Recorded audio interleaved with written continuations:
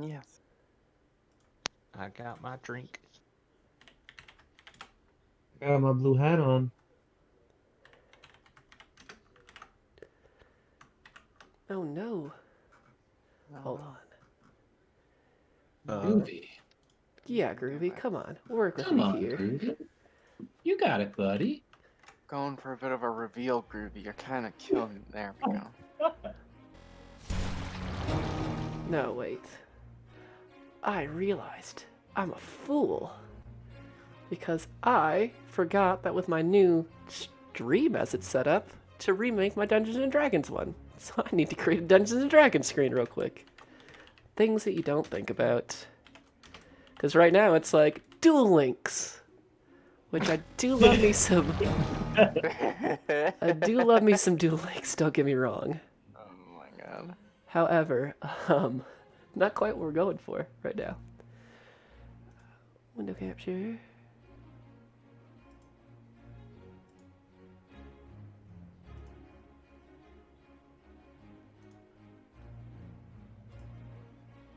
Go. Put that in the centrob.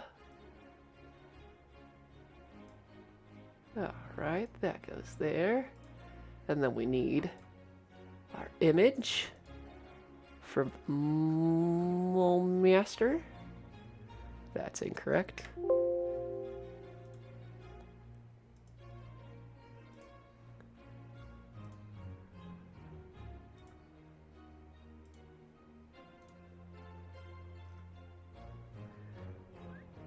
Where is it? Where is the evil?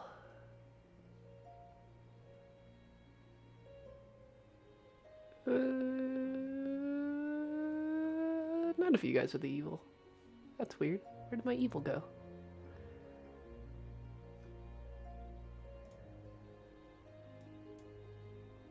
Nope, that's not it.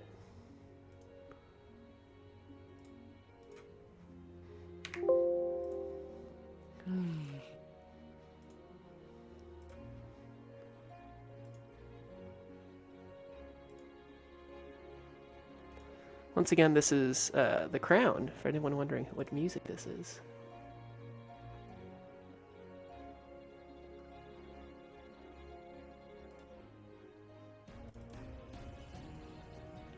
Also not it.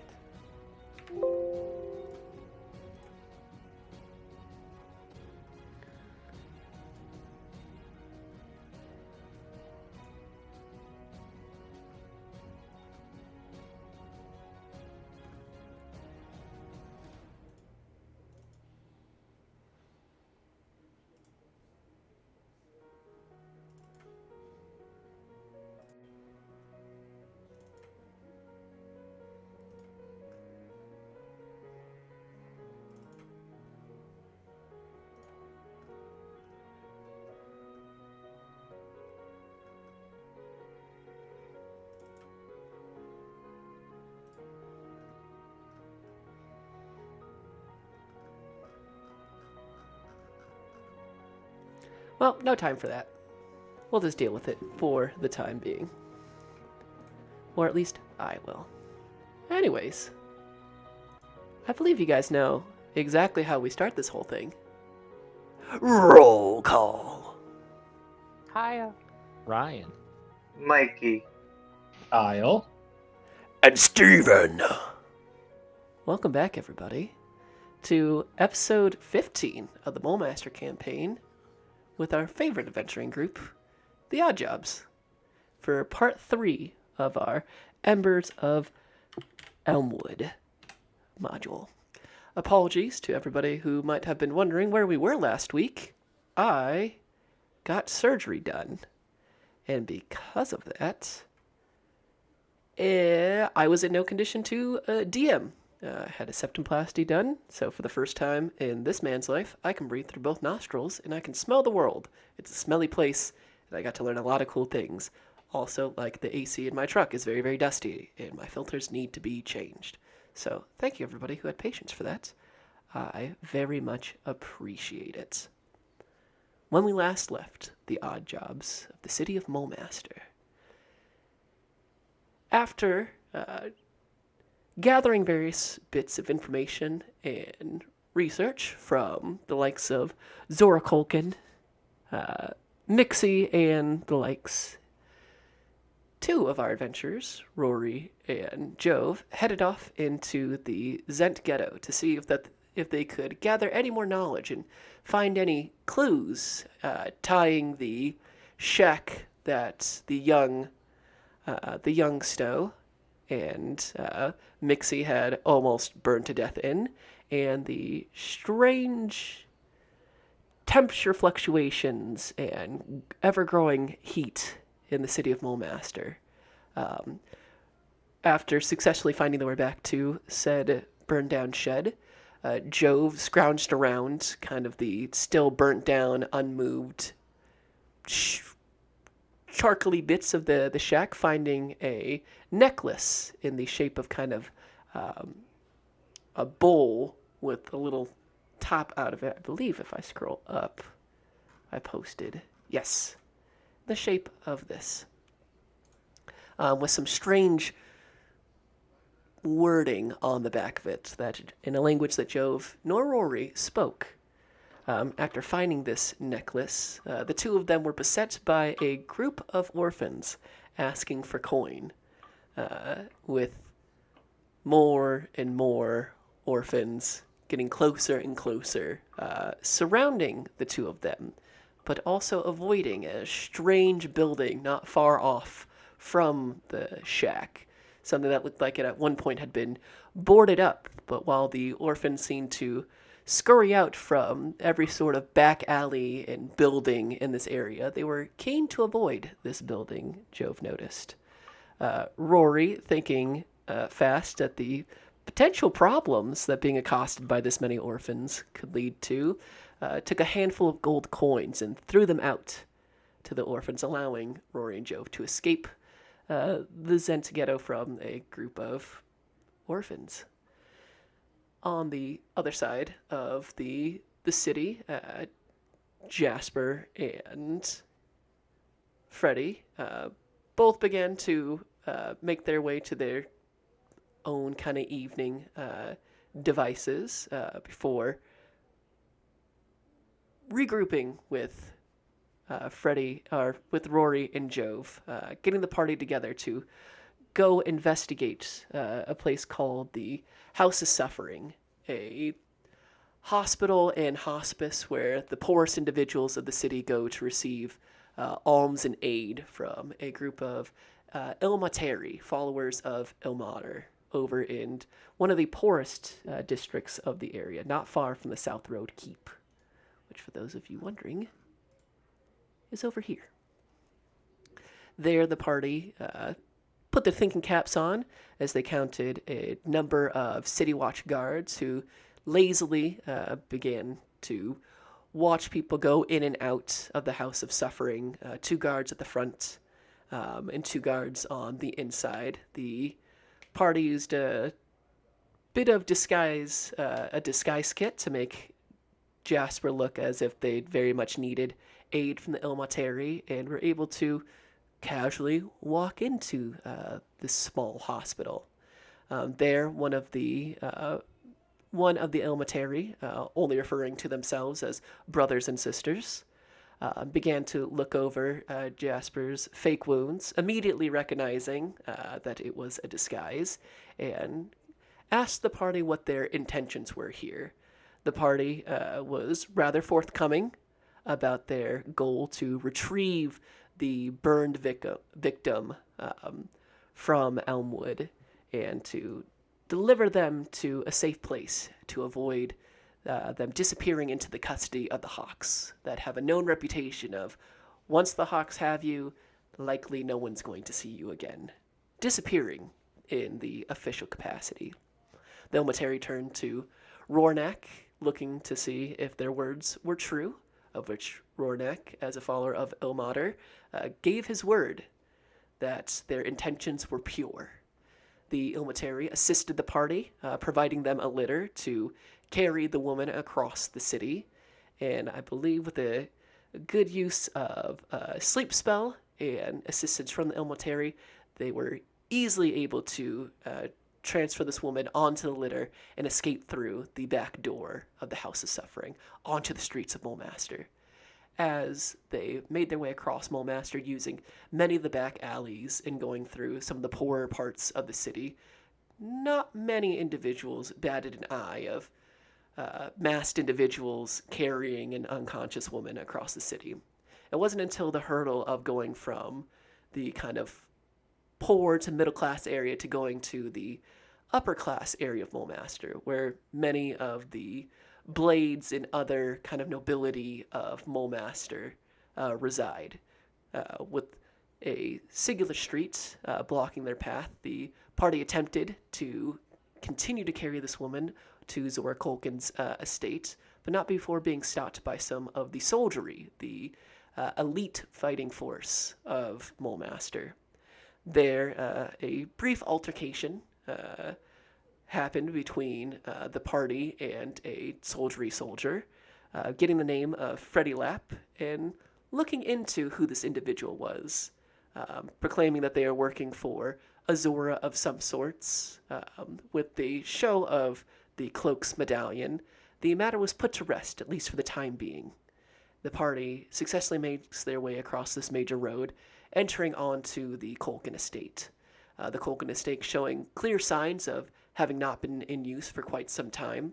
Many of the furniture, and whilst a fine mansion in its own rights, are covered in dust and other coverings to show the lack of use and the fallen nature of the House of Culkin in comparison to the grandiose nature of such Zors like the Gosses. There, the party, Rornak specifically, used Hands of Mercy to provide some healing and to bring this burned woman back to consciousness. However, her burns were extensive, showing that at least half of her body, showing at least second-degree burns, if not more.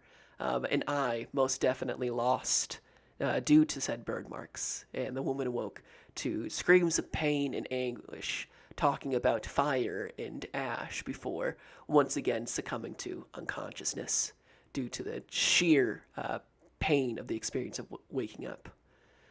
The party, on the request of Zora Culkin, stayed for the evening, doing some research in her rather impressive library on the bottom floor, learning that the cult that they had run into, this one specifically, with ties to a dwarf with the beard of flame and the amulet that Jode have discovered, to be worshippers of Imix, an archelemental of fire, the elemental prince of fire, a being of great flame that exists on the realm, the elemental realm of fire.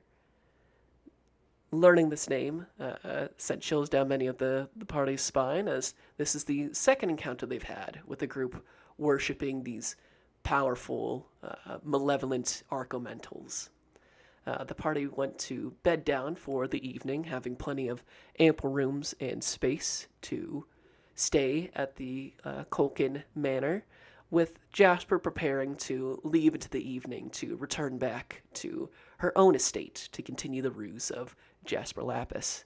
However, as Jasper began to gather her affairs, the sound of a door breaking, horses screaming out, and the smell of smoke and fire began to hit the party. The party rushed into the main foyer of the manor and found a carriage had been driven straight through the front doors. As the horses continued to panic, serpentine creatures made completely out of flame began to snake their way across the floor, burning up tapestries and other pieces of furniture as the party moved into action. Jasper and Rory, being the fastest of the odd jobs, each engaged with one of these creatures, with Rory having a very difficult time fighting against a being made only of fire, finding that mere fists were less effective than usual means. However, Jasper, with the battle axe at her side, a magical one at that, was able to make quick work of one of these. Running back into the same library that they just spent researching, found a group of these cultists setting the library aflame, one particularly with eyebrows made out of fire. Coined the term browser, which I'm still gonna keep running with. Browser and the cult began to descend upon Jasper as the rest of the party began to enter into the fight. A very brutal fight followed afterwards, with Jasper nearly being burned alive after falling victim to a whole person, and the vast majority of the party finding themselves very close to becoming unconscious as more and more of the Culkin Manor begins to alight, with our very own Rory being dropped to 0 hit points with his continual fight against this fire snake, as we will refer to it. However, the party, with an absolutely devastating critical Zephyr Strike from Jove and good use of the sleep spell from Freddy, was able to at least salvage the fight against the cultists, with the spear point driving deep into the two browser. A final word of regards to Imix was uttered before the cultist leader's body exploded in a hail of fire. However, with some good rolls and just enough health, no one was knocked unconscious or put into an even more precarious situation. However, as we return back to our adventures, we are still in initiative. Moving down the lines, we're going to start this off, however, with Rornak. Could you please roll me a death saving throw? That is a fail. That is So one that's- failure. I believe that's one apiece, right? One success. One success and one failure. Yeah. So, I believe we aided it on that one. So, going back to the top of our initiative. Here we are. Yes. Yes. The top is Jove. Jove, you have successfully avoided the worst of this individual exploding into this fireball in front of you. Jasper looks absolutely ravaged by the flames. You can see part of her hair, even with the mask, has clearly been burned. Many of her current attire burning off, with the armor really being what is held up best. Many of the bookshelves in here have already been put to the torch, and with the dryness of the parchments and the age of the Culkin Manor, this room is quickly becoming an inferno. What would you like to do? So first off, Jove is going to use his bonus action and command Aquila to go upstairs. And I think how I imagine that he's kind of communicating this to her is not so much in words, but almost as like a POV, like from Jove's perspective of him thinking of you need to walk upstairs, and you know that the Zora is on the right hand. So pretty much trying to quickly command her to run upstairs and evacuate everyone she can. So Jove will assess the situation, see that everybody is on their feet, and he's going to start making his way out of the room first, because he acts first on his turn. So I've got 25 feet of movement. What happens when I get out of the library? You get out of the library, and where do you head towards? Kind of the front. If we pull up our map, so the library is on the bottom floor, number 5. Yes. So it's in this back right. So are you making a left? Or are you going straight across? Kind of where are you oriented at? So Jove will be taking a left because in his mind right now he's like, we need to get the Zora out of here. So he's feeling the need to go upstairs. So he's gonna start hooking around, I guess, left and moving south, I suppose, towards the doors. Yes, you make your way out of the library, and as you enter back in, you see that same kind of carriage that had some strange looking cages that are now flung wide open. The horses are still there, panicking even more, trying to pull this broken carriage. Of course, they're locked in. The wheels of it have clearly been broken off, as now you're seeing tons of the tapestries that were hanging in this kind of main hall are taking light. The worst of it coming from room number 4, off to the right.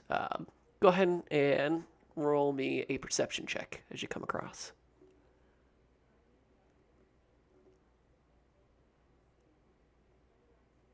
That is going to be for 13. 13. Yeah, between the fire and the smoke, you do not currently see Rornak at this time. So you begin making your way up the stairs. Beautiful. If that is where you are intending to go. Yes. And since he kind of sees that, he'll go ahead and use his action to dash.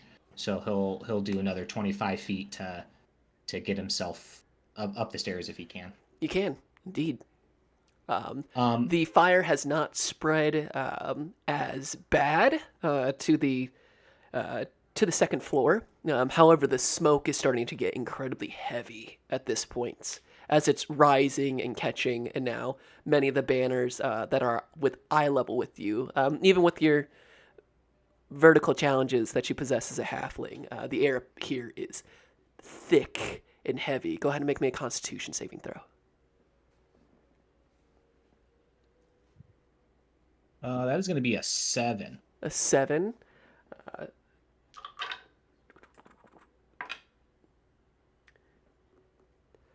You take 1 point of fire damage from smoke inhalation. And you take that, running as you do at full to get up these stairs. You breathe that in and feel the smoke and the fire burn at your lungs. At this point, do I see?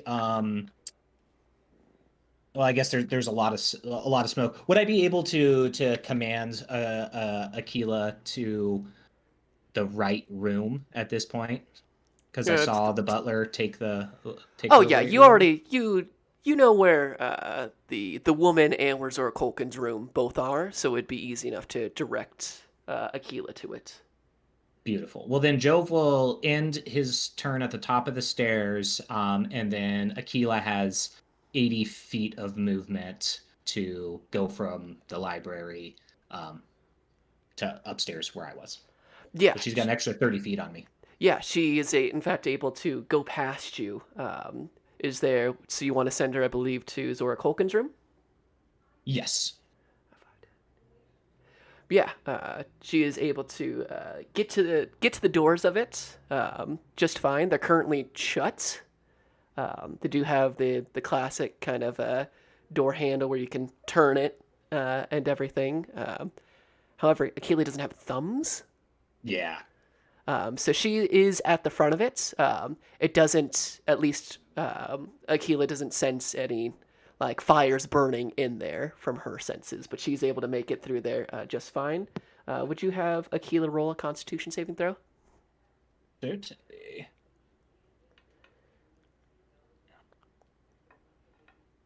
She got a nat 20. Oh yeah, Aquila being low to the ground and maybe her own kind of draconic resistances kick in. She has no trouble moving past you. Doesn't seem to be bothered by the smoke in the slightest. And then just to wrap up my turn, can I just take a free action to yell out, Zora Kolkin, we need to go now. You do. Beautiful. And that will end my turn. All right, Freddy. Yeah, so I will also start to run up. Actually, I think I used all my spell slots. I'll go over to Jasper and make sure she's okay. Yeah, and as described, you see the same exact situation. Yeah. No need to reiterate. Yeah, she looks super duper really bad. So she accepts your help. Okay, let me see if I have. Come on. My inventory, a health potion. I think I do.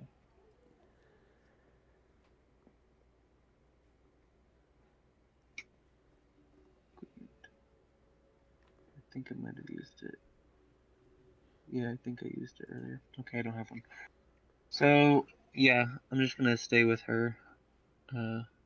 Unless there's anything else. I don't really have anything upstairs that I desperately need to get to. Gotcha. Which takes us to Jasper.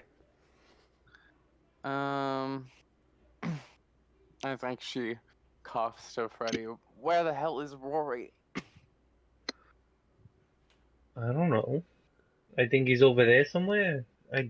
Should we go check him out? You go check him out. I'll try to find us a way out of here that isn't through a broken carriage. All right.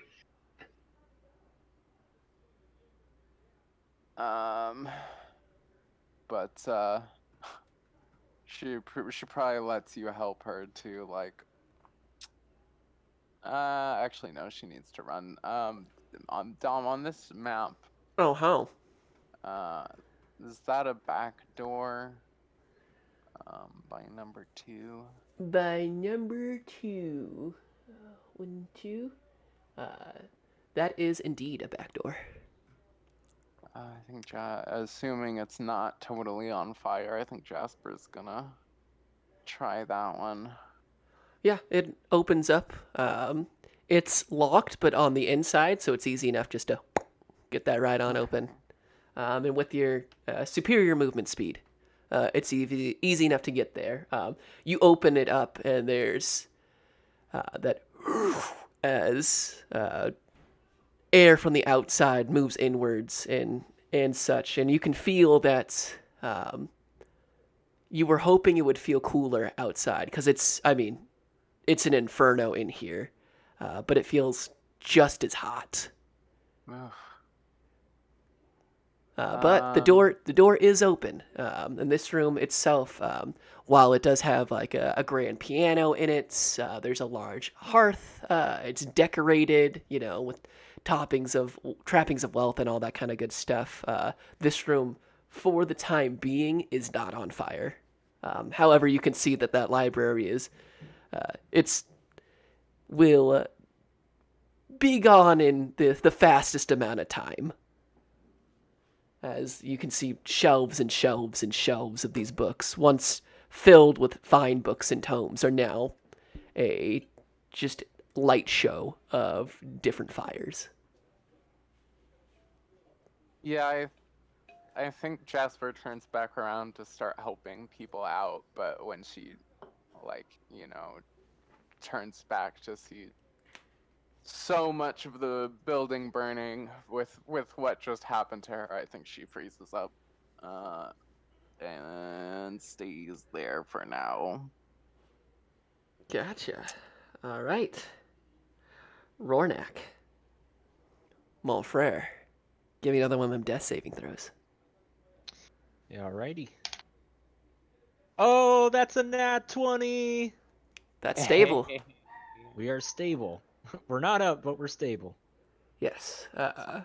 Somewhere in this burning building, Rory's chest stops moving for just a second before, ever so slightly. So you're currently stabilized. You are not conscious, but we no longer need to make death saving throws for Rornak. Cool. All right. Nat 20 for the save. I know. The clutchest roll. All right, back to the tippy top with Yov. Do I have enough movement to get to the door? To Zora Zora? Colkins? Yes. Then can I try and use like the back of my spear to do the latch on the door for the purposes of not burning my hand? Yes. Is So you, it and you, and it opens on up, and inside is a beautiful room, a bit older looking than you were anticipating, but it has kind of the large canopy bed in it, um, a fine desk, wardrobes, all the furniture is beautiful, if not older looking. And inside, on the canopy bed, you can see Zora Colkin dead asleep still. wow? Okay. He is going to use thaumaturgy to make his voice 3 times as loud and yell, "Zora Colkin, we need to get out of here now!" And just really try and boom his voice as big as possible. You yell as loud as possible. Like, you can see part of the canopy of the bed begin to shift. No response. Okay, he is going to bonus action to give Aquila the ability to use an action to like, I don't know if you want to like grapple. What I'm intending to do is for her to go up and grab her and try and drag her off the bed and start dragging her. Go ahead and have Aquila make an athletics check. Yeah. And can I have Jasper and Freddy both roll perception? Sure. Athletics. Ooh. Passive is mine. Yeah, you're still kind of stuck in your moment right now. Looking back into this, you don't see there aren't like other people running through there. I mean, it seems mostly empty, but especially if you're by that door, you can see just the flames getting larger and larger, kind of from that front room. And you, Freddy? Passive 11. Passive 11. With passive of 11, because Joe's voice is 3 times as loud, you do hear from upstairs, "We need to... Zora Colkin, we need to get out of here now!"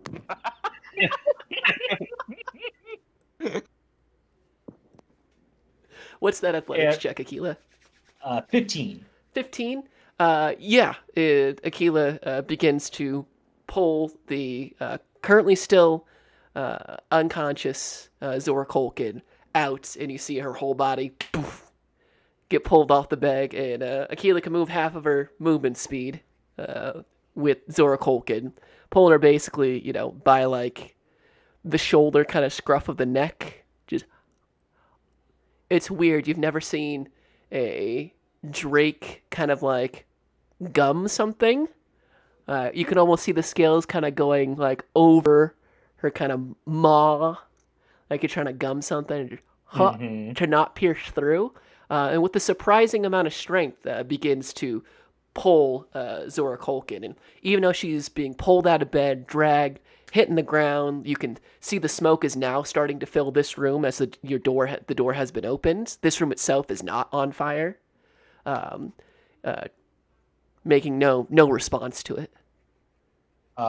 One last perception thing before I surrender my turn. Was there a window in this room? In this room? Yes, there are a number of windows in this room. Good to know.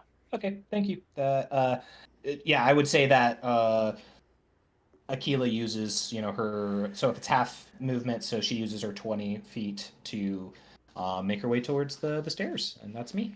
Yep. You, Aquila, and the currently unconscious body of Zora Colkin are all kind of at the doorway of this. So, moving down the line is Freddy. So I go out looking for Rory. Then I go to where I last saw him fighting, which would you believe is where he went down? Would you believe? Yeah, you make your way over there, and in front of the room, splayed out on the floor, chest barely kind of going, breathing in and out. You can see the unconscious body of Rornak. Rory, I know it was an exhausting fight, but that doesn't mean we have time to sleep. The place is on fire. We gotta get out of here. Come on, let's go. No response. Just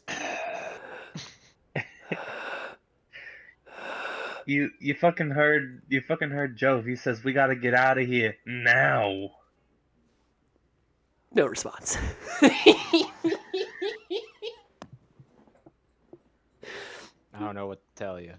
My favorite comedy routine between Freddy and Rory. Killing Yes. it. Good cop, dead cop. Oh no. God, this is a classic. Funny man and dead banana. Yeah.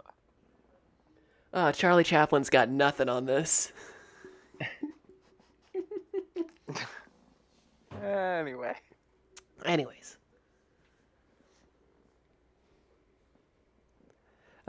Anything else from you, Freddy, at this time? No. Uh, I'm just gonna keep trying to get him up and get him to his feet so I can head towards where I saw Jasper go. Speaking of Jasper, it is your move. Dun, dun, dun, dun, dun, dun, dun, dun. Let's try wisdom. Let's check real quick. See where she's at.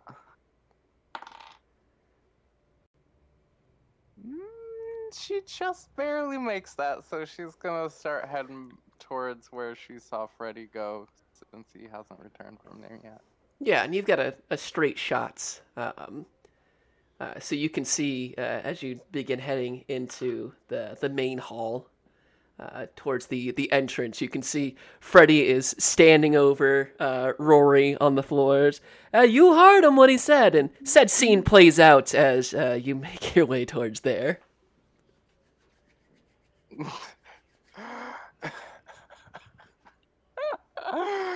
She goes over to the clearly unconscious Rory and kind of picks him up. And I assume I don't have any movement left. Yeah, you get there and you're able to grab, get underneath Rory's arms, and he is out completely. You can see all across kind of his body in various places these tendrils almost of burn marks across his clothing and in other places. You can see that scarring is very present on his skin right now. Between the long lines of scarring across his body and these new kind of snake-like burn marks across him, he's more red than green right now. Nice job finding this one, Freddy. Could you go upstairs and find the rest? Sure thing, boss. And you begin to pull Rornak towards the back exits of the Culkin Manor. Rory, you're still unconscious, so we'll move back up to Jove. All right, so Joe's at the head of the stairs, so he is. I forget. I'm looking at the map right now on the top floor. Yes. Which one did the injured person get? Number put 3. in? Number 3? Yeah, so it's the one right across from you. Beautiful. Okay, so what Joe is going to do is he is going to use thaumaturgy yet again, except this time he is going to make that door fly open. And Whoa. yeah, unless it's locked, then it won't fly open. You use thaumaturgy and it does not open, for it is Oh locked. no! Yikes. Okay. So you go and you push that energy, it's like you're trying to shout this door open, basically. And you feel the door, it definitely moves, boosts, but there's no roda to it, as you hear the sound of a... Not fun.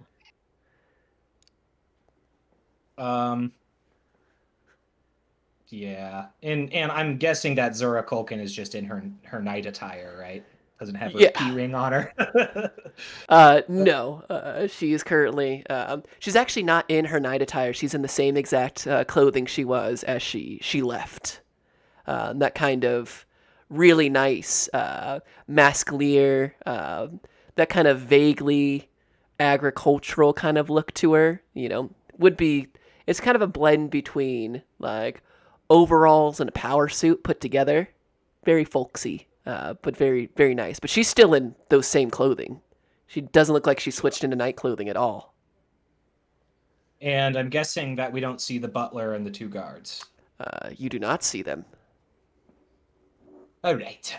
So then I'm going to bonus action to have Aquila dash, and then I really what I want is just to kind of combo.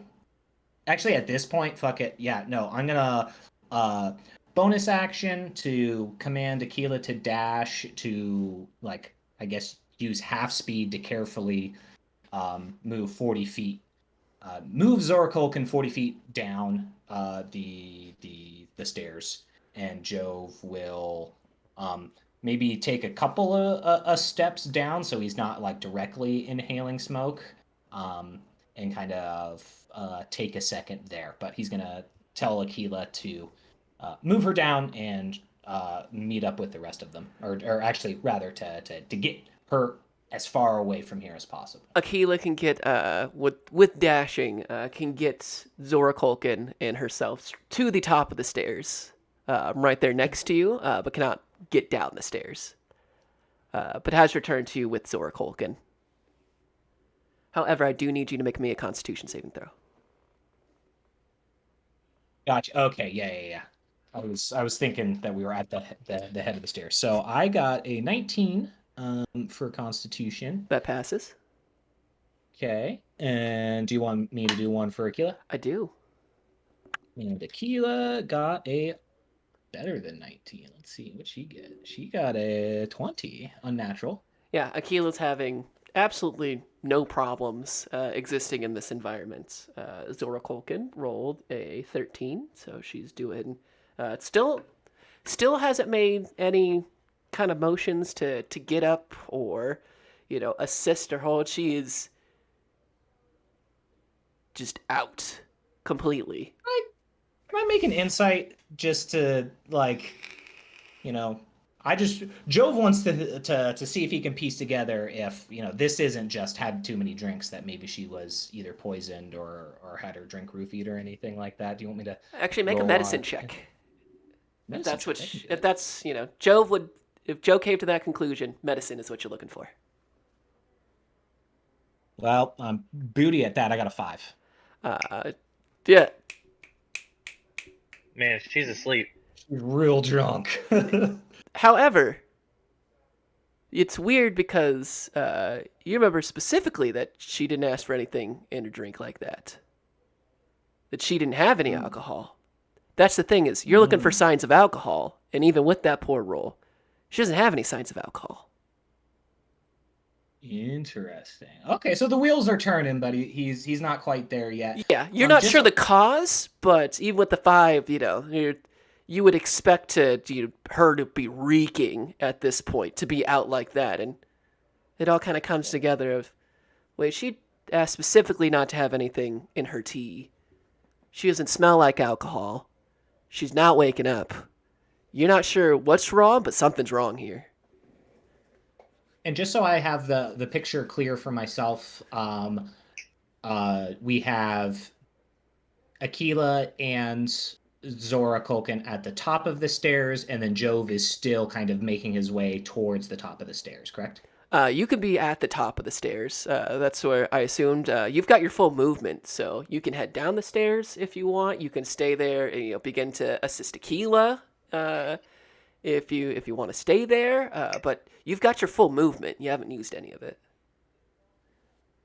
Gotcha. So I am at the foot of the stairs at this point. So he is going to yell down, and say, Are you at the foot of the stairs or the top of the stairs? Because if you're at the foot of the stairs, you would be yelling. You wouldn't be yes, yelling we're down. at the top of the stairs, yelling down. Thank you. Yes, top of the stairs, yelling down, not with thaumaturgy, but still just yelling and saying, the injured woman's room is locked. And yeah, pretty much at that point, he'll ready himself for some fucksty shit coming from a butler. So yeah, so we got Jove preparing himself, and then Aquila is going to be progressing over the next turn, bringing her down the stairs, and that is my turn. All right, Freddy. It's me. I'm going to go up the stairs. Would you like one big stair, a couple of medium stairs, lots of small stairs? I'm gonna hopefully get to the top of the stairs, yeah? Yeah. Jove, this is kind of more of a mole master thing, but a lot of times when you encounter a locked door, your best option is just to kick it down. I know that some city folk like to use fancier things, but if it works, it works. Have you tried kicking it down? Bad idea. I mean, I would do it, but I'm not too strong. But I guess I might as well give it a shot. So I'm just gonna like kind of move him out of the way and center myself and go for a full-on body slam since my strength isn't great. Just really throw my body into it. Go ahead and make me an acrobatics, because it's more Whoa. about blinging yourself forward. Oh! Is It's a it? Mikey kill crit yourself? fail. It's a Mikey crit fail. It's a nat 20 for a 23. Jove, you watch Freddy just kind of just the full yeet into this door. If anybody remembers that still of the Naruto Sasuke fight where Naruto's sending the clones forward and they had that weird fish look to them, just whoo, it hits that door and it breaks forward, just opens all the way. And Freddy, as it goes through, you put your hands forward, you somersault into it, land on your feet, and peering inside. The room has no occupants. Bum, bum, bum.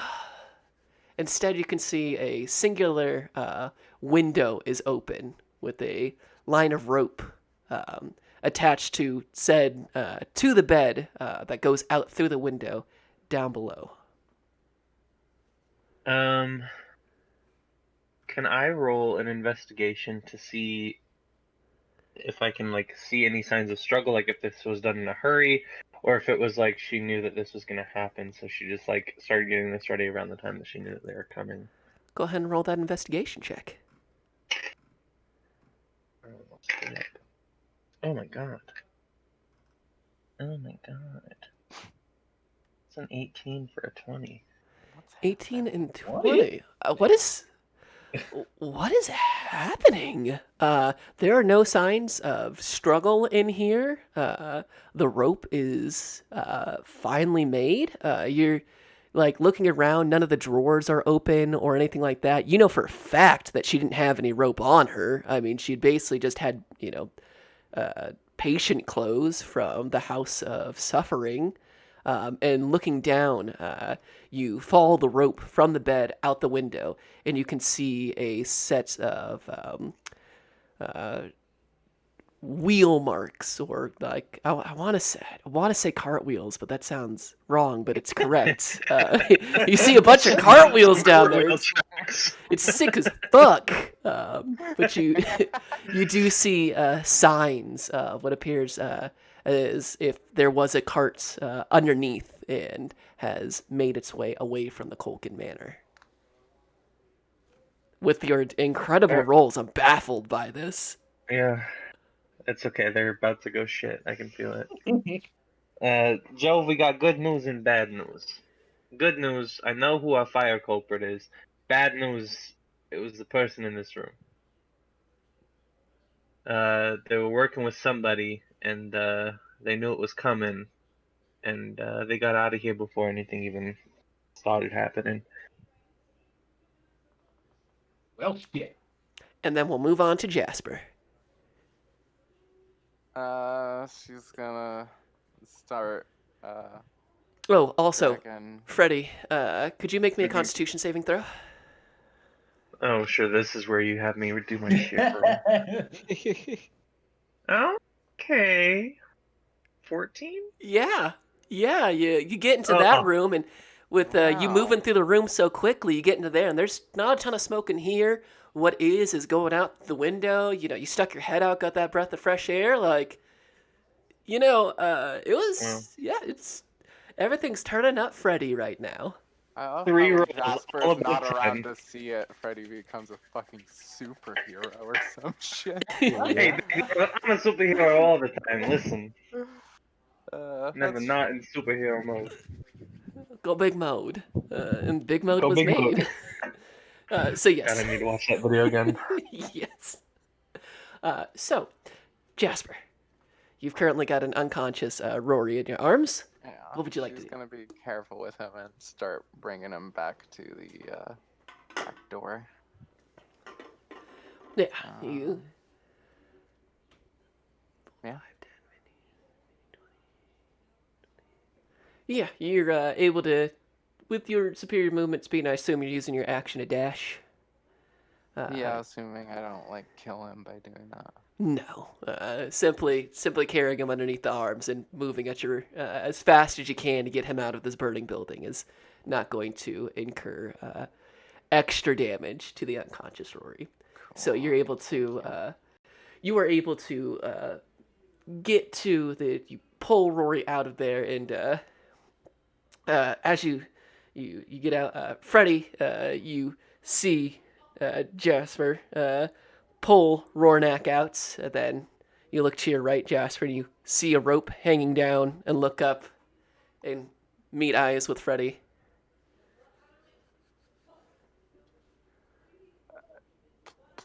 Did you do this, Freddy?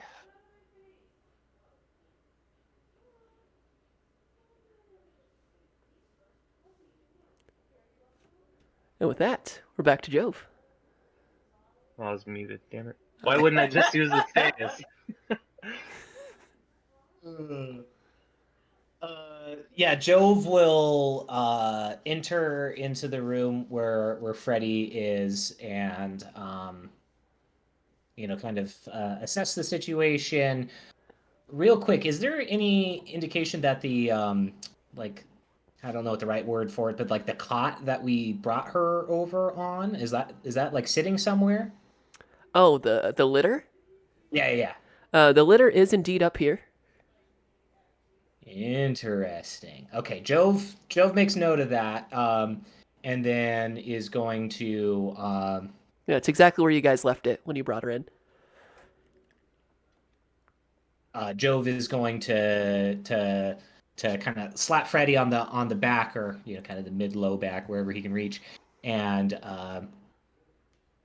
kind of nod toward the window. And Jove is going to start making his way out the window. I don't think I have enough movement to do that this turn, but I will bonus action to have Aquila keep dragging the Zora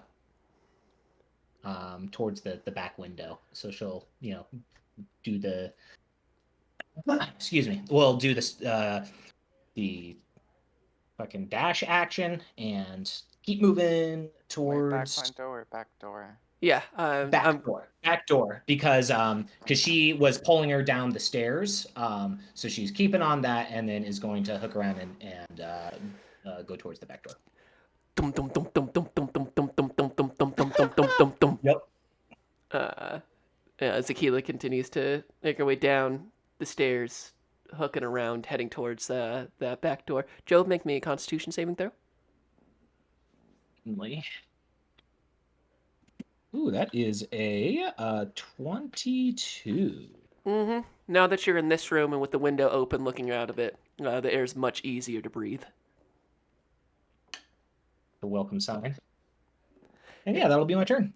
All right. Then it's Freddy.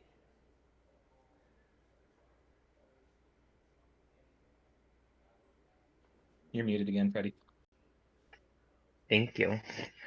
I wanted to look around for one more thing in this room. Did she have any other belongings other than just the thing that we carried her in? Like, did she have a bag of something? With that really good investigation check from the last round, didn't have any bags or anything with her. What she brought her with is what she had on her, unless she Okay. had something keistered. Is pretty plain as it gets. Um, you don't see there's no scuff marks or it looks like the window wasn't broken open into. I mean, this is flawless. This is with that good roll that this with her injuries at this time, Suts had to be assisted. I mean, the last Okay. time you saw her, she wasn't even able to stay conscious for more than a couple minutes. Right. I just don't know if she was involved or if she was kidnapped, because that's still technically a possibility. If they managed to open the window on their own, then they could have just swooped her up. Okay, but I'll go through the house and I'll kind of follow up on Aquila. Yeah, go ahead and make me a Constitution saving throw.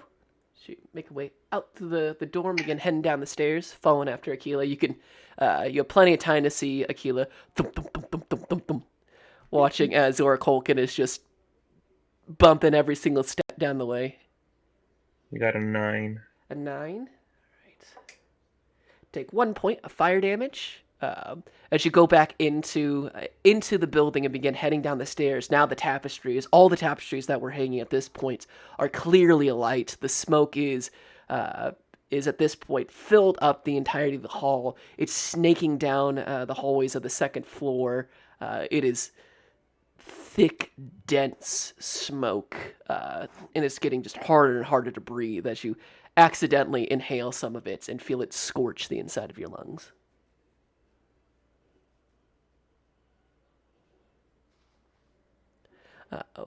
With that, though, I believe it is.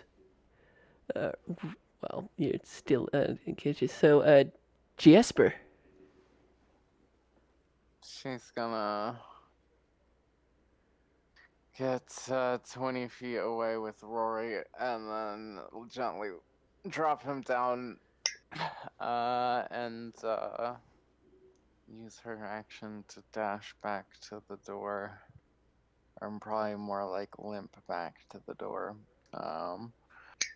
And see what she can see, which I assume is just the Zora getting dragged and Yeah, you see Freddy follow. You see the body of the unconscious form of Zora Colkin being pulled by kind of the scruff of the neck by Aquila. And once again, this is only the second, third time you've ever seen Aquila, and she's just full body moving this woman right now. Jasper sighs, but like her throat is so raw from the fire, like she just coughs instead. And you can hear the slight kind of murmurs of Aquila with a mouthful, just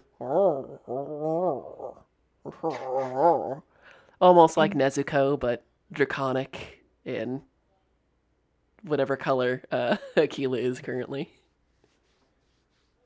Which bronze. Bronze. Okay, yeah, bronze currently. Bronze Aquila, just pulling the unconscious Zora Colkin closer and closer to the back entrance.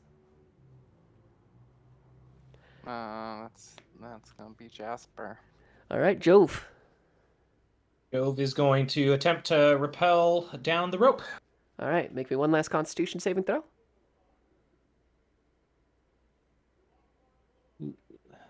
That is a 12. 12? You are able to kind of get your body out, but now you can see huge kind of waves of smoke are beginning to fill this room, exit out through the window.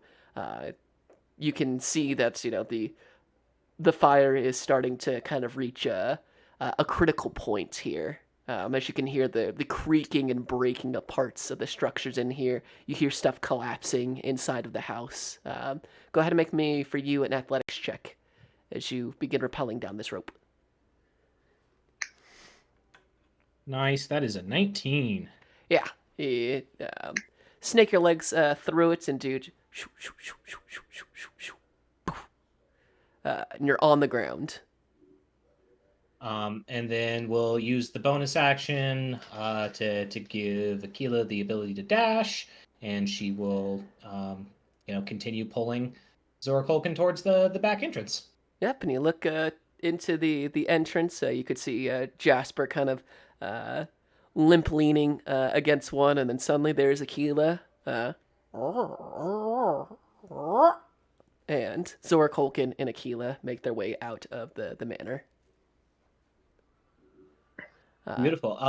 Is there I don't know. So this is a stretch, but get me here. So can I roll a?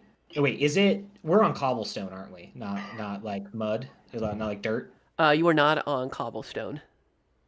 Interesting. Okay. Yes. So and Zora Culkin's kind of this is like would be the backyard, so there is bits of nature and such here. Like when I described it, 2 weeks ago, a whole 2 weeks ago, many parts of the manor have now been are kind of overgrown.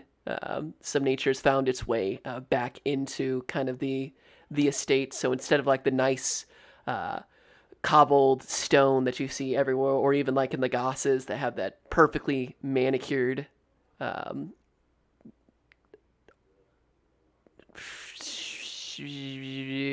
is it called? Whatever, walkways. This is not it. There's lots of grass and much of it is overgrown, and what cobblestone is left in the back, parts of it are cracked. So, what you looking for? Can I use can I like be looking for? I believe you said wheel tracks.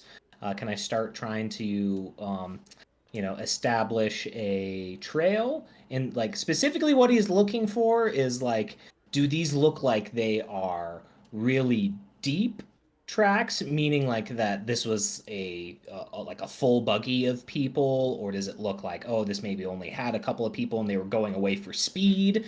So he's just trying to get some information as far as how many people they might be dealing with, if he can glean that from the tracks. Now, let me ask real quick, Freddie. I assume you're just going to make your way out of the manor at this point. No need to dawdle behind. Yeah. With Freddie coming right after Aquila and stuff. The initiative is now broken. We'll say we're back into it with Rory unconscious, but pulled from the manor. Aquila and the Zora Culkin, the same deal.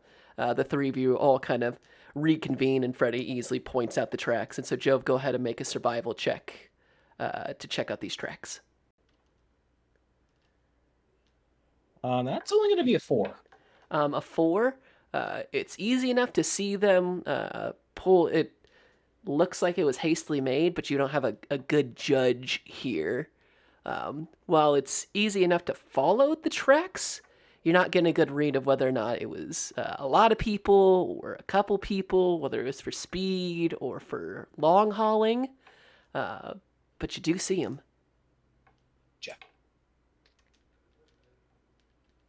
Well, folks, I think we done been betrayed. As you can tell, the Zora is out like a light here, and I was thinking about it, and when she was put to bed, she had been asking for no booze. So, did any of y'all see that butler or any of the guards? Wait, you're telling me you didn't see Dawson on the way to Culkin? No, nothing at all. In fact, when I went into the Zora's room, she would not move. I yelled as loud as I could, and it took Aquila going up on there and giving her a little love nuzzle to at least drag her off. And I think she's going to be feeling them steps in the morning. But had we left her there, she'd been a goner. And Freddie, tell him what we found when we went up to the patient's room. We found out that Jove doesn't know that you can just kick in doors. I like to be respectful and try and open them before I kick them down, but yeah, I suppose just fancy stuff, you know. I don't think you break fancy stuff. Anyways, Sorry to go you ahead. you go. No, you go. If when this whole attack started, Dawson said he was on his way to get the Zora, and you're telling me the door was locked to the injured woman's room. It was him. And frankly, I don't know how injured that woman is because in that empty room, which I just repelled out of, the litter or whatever we carried her over here was still sitting there. So Dawson didn't seem like a physical specimen, if you ask me. And it's pretty difficult to get somebody on your back and repel them down. So you know, I, Well, I, clearly he had help, Jove. well, true. Yeah. You speak truth, but People don't just vanish. no. Either way, we kind of need to vanish. We're not going to chase them like this. We need to get Rory healing. You need to take them to the cloaks, Freddy. Okay. And I need to go home. Yeah. Am I like allowed just to kind of like walk out of here by myself? Because I'm kind of You should stay with Freddy. yeah, I'd appreciate that. I just don't want to get swooped up into something. Nice thing is that I think Zora Colkin will testify on our behalf, but she's currently unconscious, so it's a bad look. And Jasper, you're right. We need to get out of here quick, like. Right. Well, I'll at least help you get Rory to the cloaks. And So what's the game we'll plan just here? figure it out. Who's going where? Who's doing what? You've got an unconscious Rory, an unconscious Culkin, and 3 of you are up. But they're both gonna need healing from the cloaks, I imagine. So all of us really need to get the 2 of them there. How many free services do I get? Or do I get free services? What was the deal with that? You get a free service for the day. I However, get free service. yes. However, they will definitely have to pay for a first level cure wounds. It's 10 gold pieces. I think Jasper's gonna take one of those. Well, Rory can't speak on that, but he can pay for it if he had to. Just FYI. But I don't know if that's a little too Yeah, meta Jasper's knowledge. gonna pay for his. And just to be abundantly clear, Jove, before we leave this back area, is going to thank Aquila for her service and call her back into his body, so we're not walking around with Aquila out. She responds with, what's the actual phrasing for this? Lux 3 aldoer, which is, you are welcome. Before residing once again to wherever it is Aquila goes inside your body, Jove.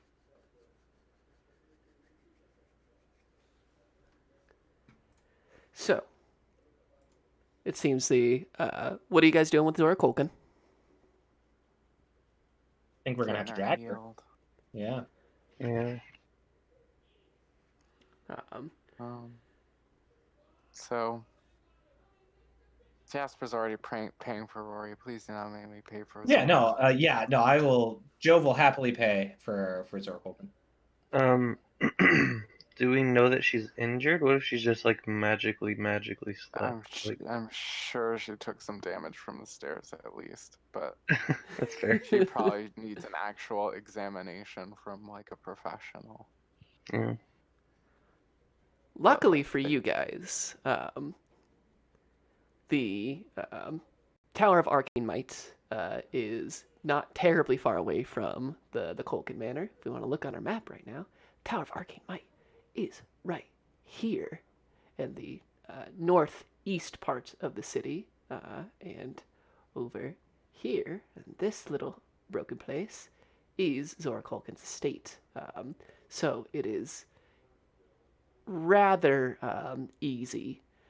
As you guys are making your way there, you can see a number of soldiery members are. You can hear the whole city is now. It feels like the whole city is now buzzing between the heat and the fire and everything. You can see that a full force is coming to try to contain these flames. And as you are leaving the Culkin estate, you can see that the entirety of it is now on fire, and the flames are white hot. They're bright, so much so that it almost eclipses kind of the morning sun, as you can see just the very, very brief kind of wisp of sunlight begin to kind of peek over what is the mountain range next to you guys? The Earthspur Mountains and the Galena Mountains. So here and here, you can see the sun is beginning to peek over them. But you're able to make it to the front of the Tower of Arcane Might.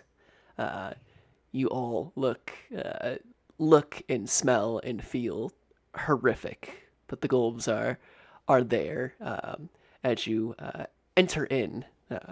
Freddy, you leading the way to where you are now well versed in some of the kind of labyrinthian setup of the towers here, and enter into kind of the spellcasting services area, and you can see a number of scribes and other cloaks are bustling about, cantrips being used here and there between mage hands and other forms of prestidigitation.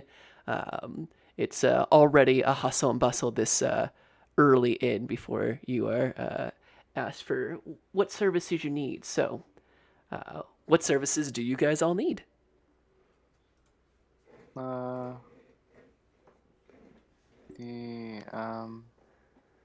was the 10 gold one?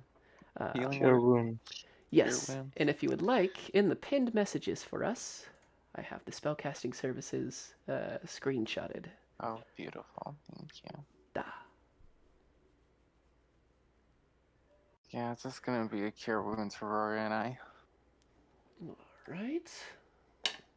One on my feet, please. Thank you. That is rolled a 6 and a 7 for that. So with the +2, that is 8 and 9, respectfully. Okay. So that's 8. That are there are begin various. It's instead of needles for this one, it's taking salves and actually going onto the skin and writing in the arcanic kind of formulas for healing on this one as it heals, and you can see some of the blisters shrink down in size.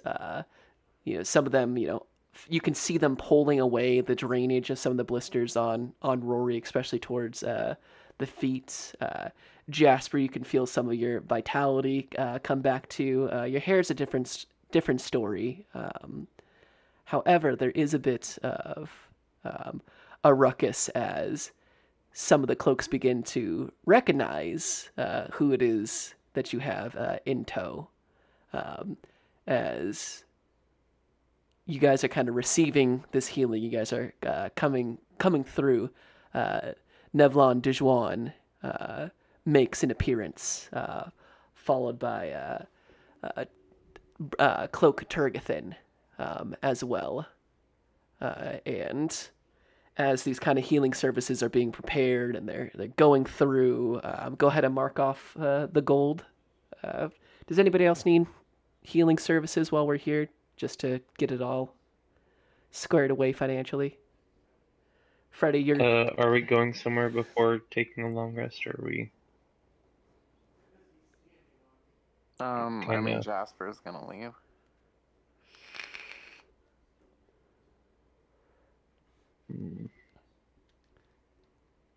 I'm just gonna go and try and nap. Same. I'm good on spells. Okay, so Yeah, I think I'm good. as that is all happening, before you're all able to make your exits, Nevlon Dishwan and Turgathan do come to you all. And Freddy, I believe a report is very much overdue, since you are currently in audience with an unconscious Zora. Oh yeah, I guess I am, huh? Well, dude, where did we last leave off? I believe the last time we spoke was after your foray into Fort Iron. Now you return to us with extensive burns, an unconscious Zora Kolkin, and I would bet all of the arcane scrolls in my office that they are connected to the Kolkin Manor burning down. Is that a correct assumption? Yeah, and you should see the other guy, huh?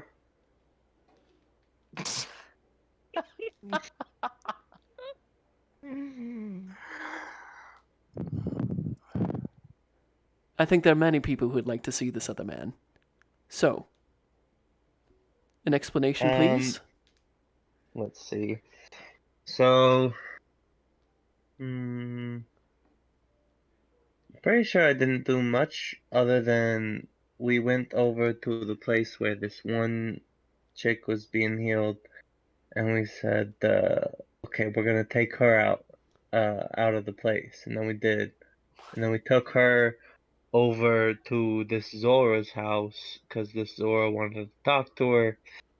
And so we got her there, and so we were just gonna like stay there for a bit.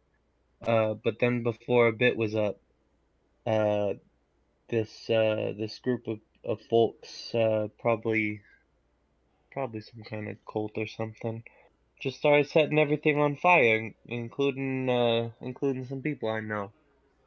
And so we kind of just had to do our best to stay alive and then just try and recover all the people and as much as we could from the house before it burned down. There was no stopping it by that point.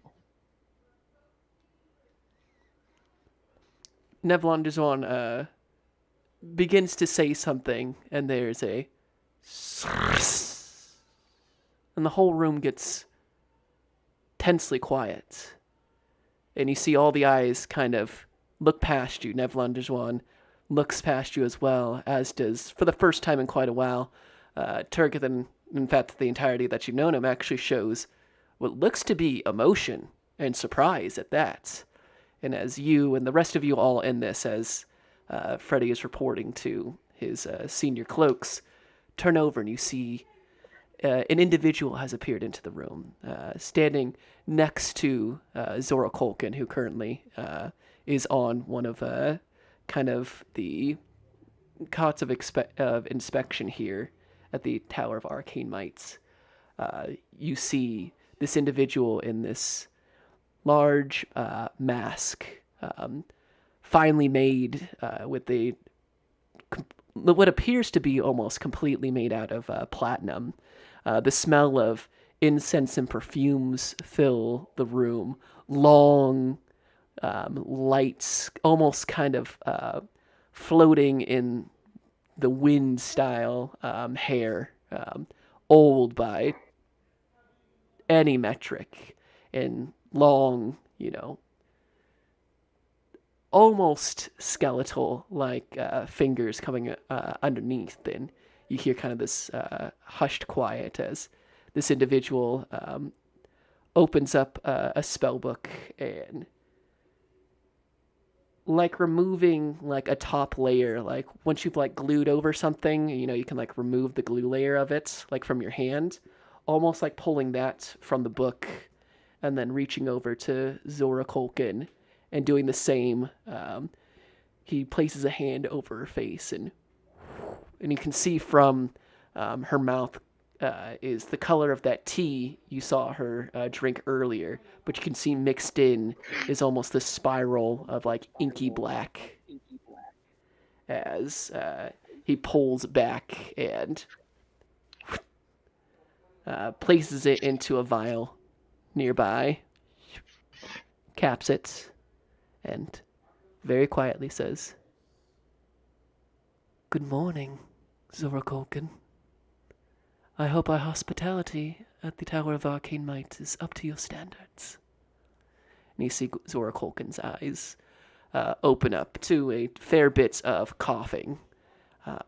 As you see that same kind of process as he pulls from this book and then places his hand back over Zora Colkin. She breathes in and out, and it's like he's extracting all the smoke and other impurities from her body. You, Freddy, would recognize this as Senior Cloak Rastelshawn. If for any of us who don't remember, that is the head the cloak. big chief. Yeah, he is the cloak. She coughs for a moment before. Cloak Rastelshawn. It's been a very long time since I've seen you last. The pleasure's all mine.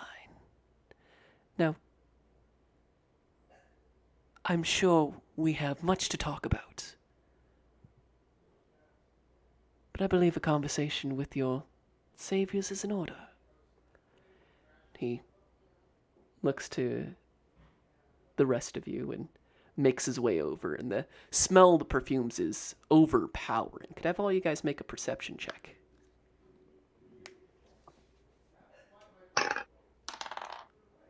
Oh shit. Whoa. 1v1. 20 for 19. What? We both got 19. That's a Wow. passive 12. I know my perfumes. I got And 21. I by proxy no perfumes as well. By proxy. Family thing. Joe, what was your perception check? 21. 21? Yeah. Rory, you can't smell anything but what smells like smoke. The rest of you, while you also smell like smoke, underneath the kind of perfumes is this kind of stench. And you almost didn't notice it, but now in such close proximity, the air feels like it gets just a couple degrees colder. And there's just this smell of almost like embalming underneath of it. From Rastelshawn. From Rastelshawn. He pauses you for a second before he quietly says, "Hello, I'm Senior Cloak Rastelshawn. May I have the pleasure of our good Zora saviors?" I meant to phrase that as may I have the names of the saviors of Zora Colkin. Mm. As he looks to you all. Jasper. Well, I'm Freddy. I'm actually a cloak. So Rastelshawn, it's pretty nice to meet you. I've heard you're a pretty big deal. Correct on all accounts, Jasper. Freddy. My name's Joe Featherfoot of Featherdale. Pleasure to make your acquaintance, sir. A halfling. Peculiar, but a noticeable change of pace. And you, a Githra's eye.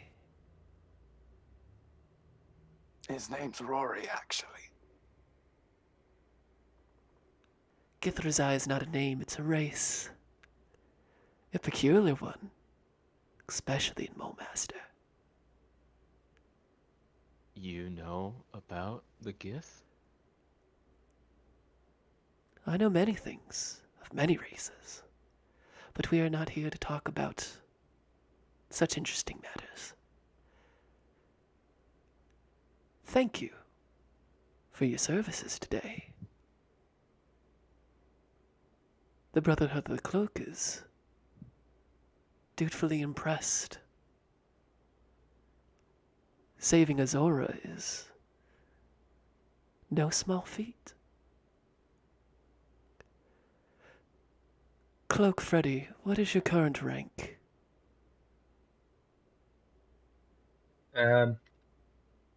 Currently, I'm a rank 1.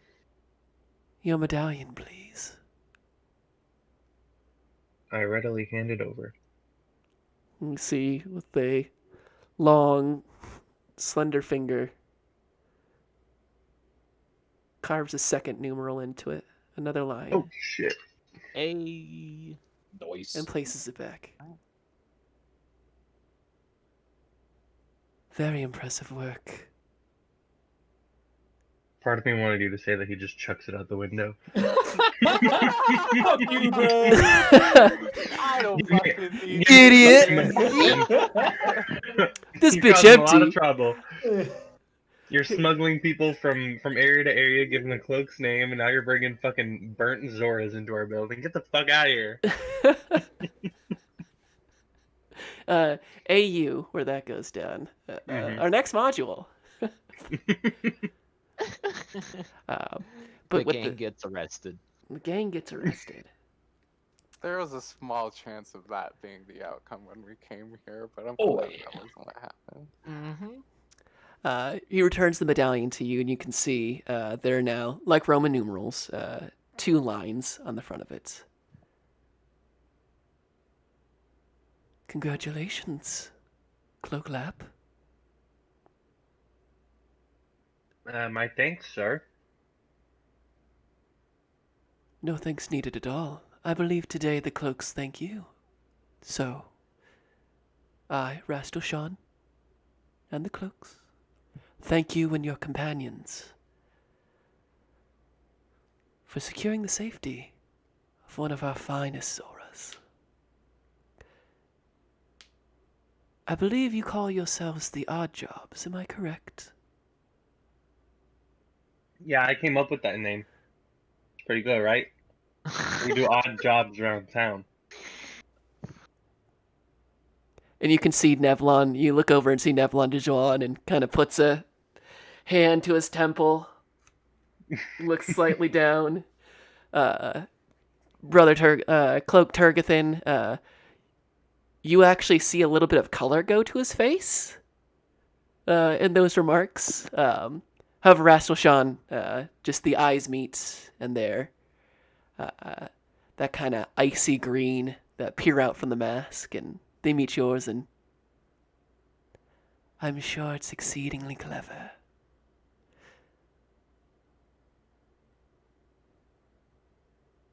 We will speak soon enough, Cloaklap. I expect great things from you now. I will be assisting Zora Kolkin. Would it be presumptuous of myself to ask that you, the Odd Jobs, continue this investigation and bring whatever culprits dare to place such a Zora in harm to the light? I wouldn't say presumptive. I feel like that's what we were gonna do regardless if you asked us. So now I guess it's a mission, huh? A mission indeed. Zora Kolkin, when you are feeling up to it, please return to my quarters. We have much to catch up on. You found yourself a very capable group. Even here in Mulmaster, despite your distaste for our city. And Zora Kolkin cracks this kind of sheepish smile that makes her look about 20 years younger. And just, yeah, it would, you're right, Rastalshan. And as quickly as he appeared, there's another and Rashlashan apparates from your view. That was pretty cool, right, Nevlon?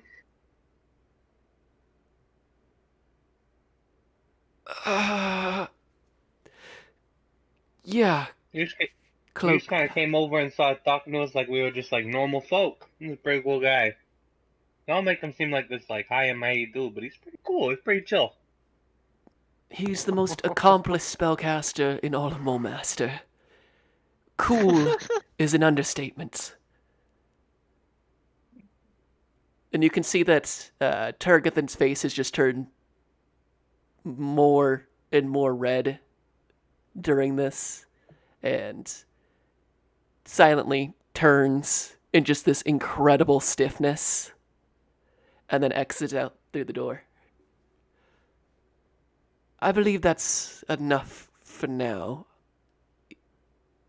Your companions, of course, may make use of our facilities if they need to rest. But I believe an excuse from classes until you come to the conclusion and make good on Rashlashan's requests should be in order. Congratulations, Cloak Lap. I will go Thank be you, and I writing must my say report. I'm pulling up. I was really looking forward to that next history and magic lesson. There's just gonna be a barnstormer. Uh-huh. As Nevlon Desjard just kind of pulls at the mustache and almost kind of like in a daze, makes his way out through there, and you're left with whatever other cloaks and scribes and other individuals have just fallen just completely silent, as it is now the party in Zora Kolkin, and it's just that kind of dead space in the air as no one's entirely sure what to do or what to say yet, and of your peers are looking at you in awe, some of them, and just total just appalled by the situation. Others are just confused. It's a silent shit show, and you're getting to see all 7 signs of universal expression all at once. Well, I'm gonna take a nap. Yeah, if you don't mind, I would. I mean, if it's offered, I wouldn't mind staying in such a nice place for a couple hours as I wind down here. I mean, if it's offered. You To could be honest, look over in some of the cloaks. Everyone just kind of nods their head as they slowly begin to get back to whatever it is they were doing before you walked in. Real quick though, before we split, can Jove approach the Zora? Yeah, absolutely.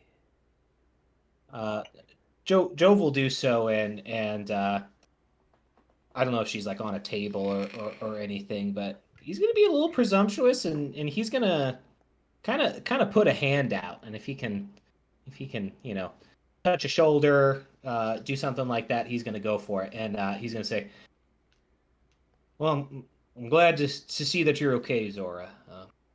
I know you must be mighty confused about what just transpired, but we'll get to the bottom of this. But I just need you to know, as hard as it may be to hear, that we've got every reason to believe that Dawson betrayed you. Yeah, he poisoned you, and if it weren't for that platinum masked fellow before, I don't know what we would have been able to do to bring you out of it. But glad to see that you're safe." She doesn't make really any motion when she kind of put the hand on the forearm, and she just, that kind of sheepishness is now turned to just kind of shock and disbelief, as I don't understand. Dawson's served me and me and my family his entire life. He's been at my side I mean, as long as I can remember. I still don't understand. Do you think it's possible he was impersonated? I sure hope so. I just don't. I don't know what's left in my heart to watch not one but two of my homes burn into nothing.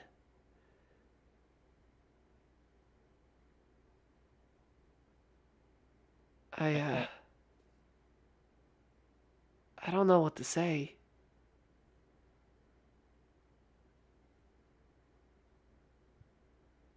There ain't much to say in situations like these.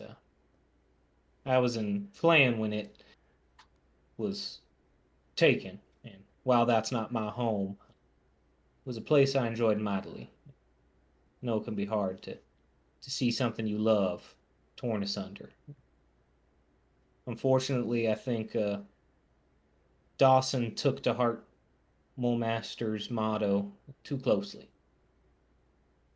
Took what he could when he could.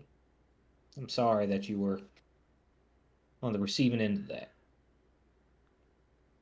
But even if we hadn't been ordered, I'm not quite sure what it was, but if we hadn't been asked to follow this trail to its end, we'd be doing it anyway. So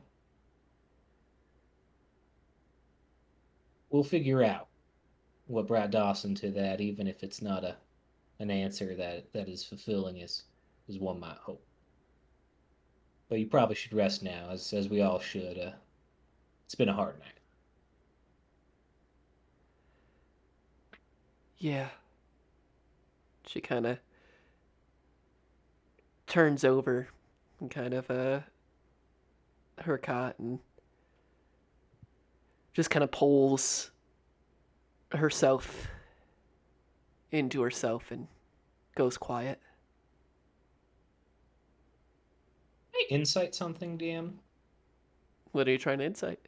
I'm trying to pick up if she has any fear of being in here. Like, if she seems scared that she is in the cloak tower. Go ahead and roll insight. Ooh, that's a 21. Definitely not fear. Okay. Gauging her interactions with Rastal Sean, it was the equivalent of kind of starstruck, like many of the individuals. It does come to mind with your insight that she did used to be a cloak. Gave it up when she became head of the household. So it's probably rather nostalgic to be in here, and also a lot of melancholy being back here. Couple that with a deep personal betrayal and a second burning of the place that she lives at, even if Mulemaster's to her distaste. You are surprised that she's even able to speak to you. It's a lot of personal devastation all at once. Certainly. Jove makes note of that and starts asking around for a place to sleep. There are plenty of cots and such in here, and they easily just point out to whichever one you want. Jasper, yes. When Jove goes to go find himself a place to sleep, Jasper will quickly kind of put a hand on Rory's shoulder and just say, I'm glad you're still with us. Yeah, well, I'm certainly happy to be here too. I I went off thinking I would prevent the place from burning down, but it seems like that wasn't quite enough, so I guess I'm just glad that we're all out of there in the end. Yeah, I made some bad moves trying to keep the same thing from happening, so I understand. Uh, I'll catch you in a little bit. Do you mind if I leave my stuff with you here? Yeah, isn't most of your stuff even back at my place right now? I mean, either way, I'll look over it. Don't worry. Thank you. And she goes to speak with Joe real quick. And says, I'm gonna need you to set up that meeting with Ilva sooner than I expected. Just tell her that your friend who carried Sebastian out of that burning tent or building or whatever has an offer for her, and you could set that up somewhere private. I'd appreciate it. Uh, Certainly, Jasper. I'll pass the message along. Thank you. And get some rest. Uh, I could tell that was a tough battle on all of us, but you took the brunt of it. So it takes some real bravery to be the first one to run into the inferno like that. So don't go thinking that wasn't unnoticed. I appreciate you running in after me. Well, somebody got you. You're a good man, Joe. Well, I'm a halfling, but I'll take the compliment. Yeah. I'll catch you later. And Jove just gives gives Jasper just that type of smile that only halflings can have. The smile that just brings you home, even though that we're both covered in soot and it's shitty right now. Just that warmth. Jove really digs deep to display that for her. Yeah, she straightens up a little bit and walks home.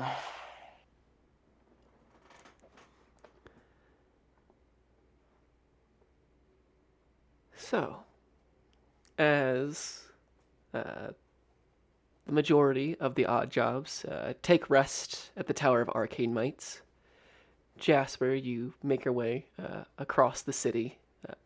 It's now the light is coming over the mountains to the east. The morning is upon you as you make your way. Once again, the Tower of Arcane Mites is in the nicer part of the district, so it's not a very long journey over to the Goss estate. Would you make me a stealth check as you're coming back in? Jesus.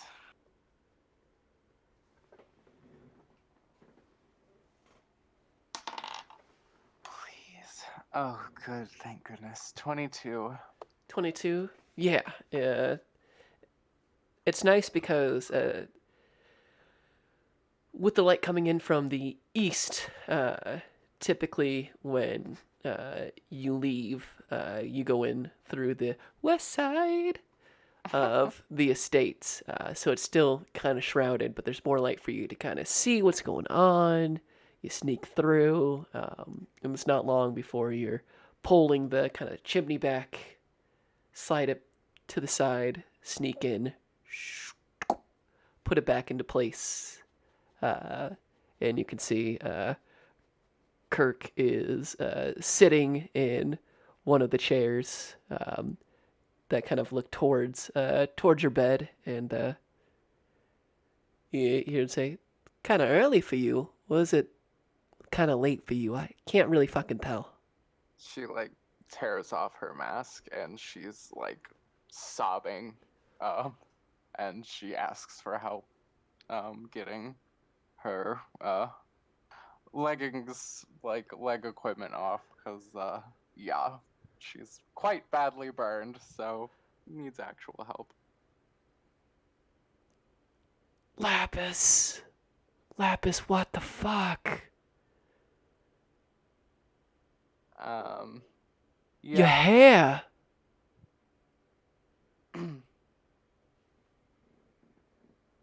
She through tears loosely describes what happened, but she's kind of incoherent from kind of the sobbing and yeah. grimacing from pain, so can't get a lot from her right now, I'm afraid. So Kirk, almost uncharacteristically, helps you kind of get everything out. Goes over and part of your kind of facade, but also for practical purposes, there is an area that has different herbs and other medicinal supplies that is stocked in your room because of your constitution, which comes in handy for the line of work that you're involved in. And in darkness and silence, Kirk kind of makes a salve for your legs and some of the other harder hit areas. You can see kind of towards your ribs on one side where one of the torches hits you especially hard. Has some burning there, and as Kirk kind of helps you into bed and to begin sleeping, he takes the mask, and puts it over your head, and it forms your likeness, but without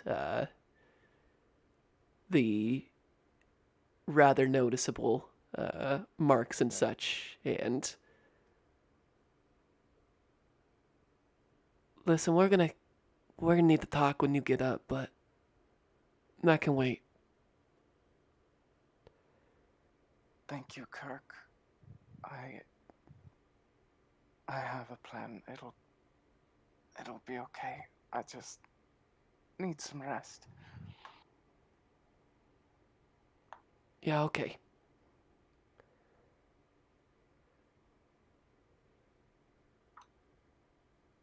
And it is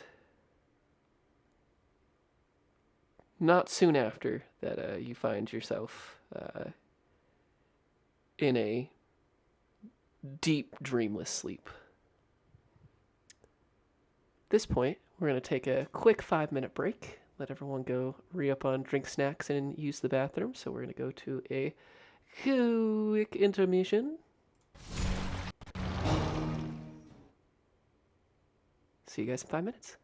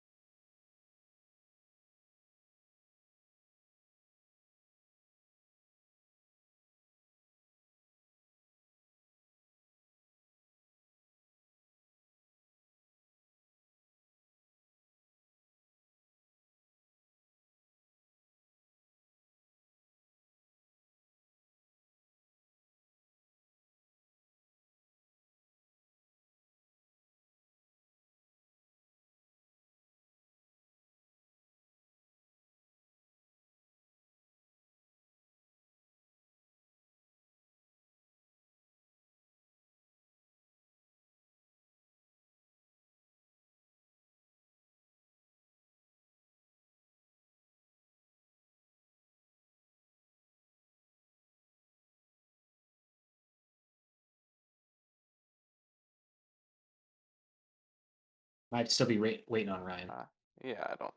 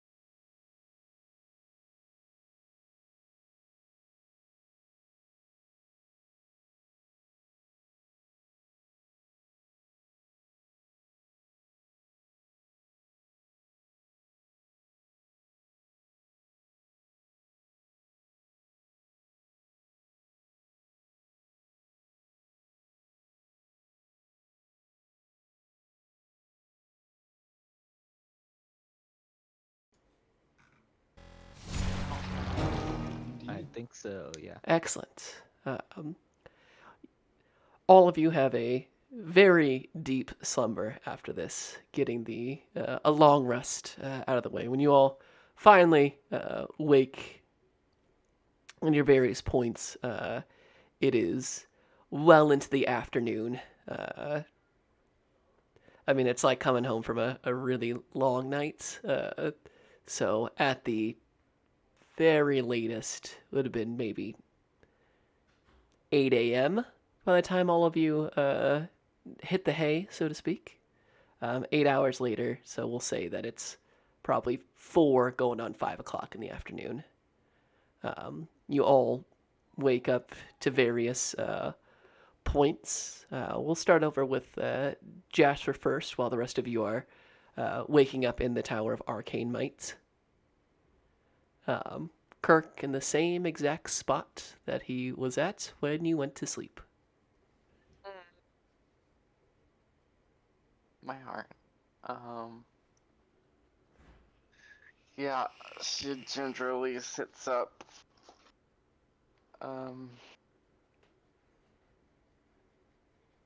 Sorry for that, shit show this morning. You can see Kirk just kind of nods and looks to you. No mirth or smirk, just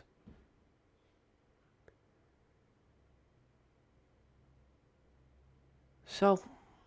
What's next?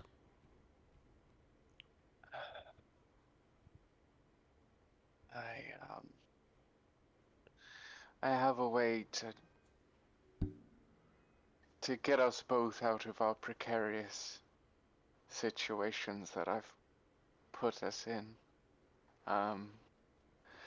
I've set up a meeting with Ilva, the paramour of Sebastian Stowe.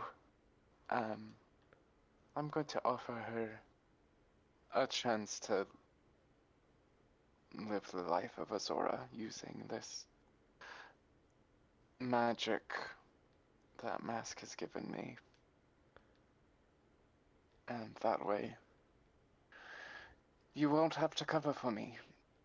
And she'll get the comfy life that she probably wants, and I can work without fear of not seeming like a lady at the end of the day.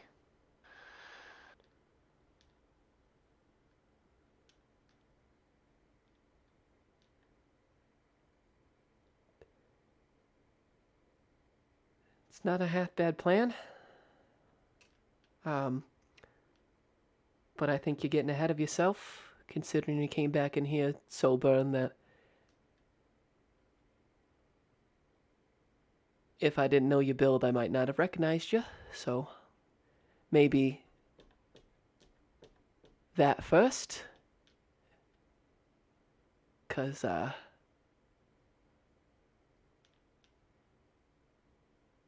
you're talking a bit in your sleep. So I gotta ask, are you going back out?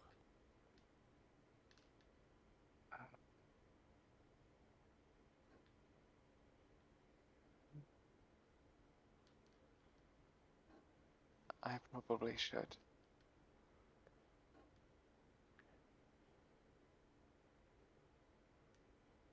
Maybe because I want to put this situation to bed as soon as possible. I'm sorry for doing this.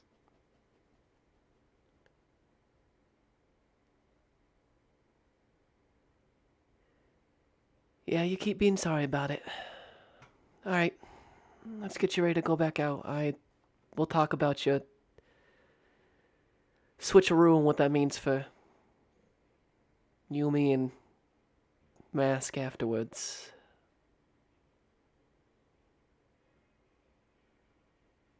Care about you a lot, Lapis. Please don't make this the last time we talk. Going anywhere. Just don't make any promises you can't keep.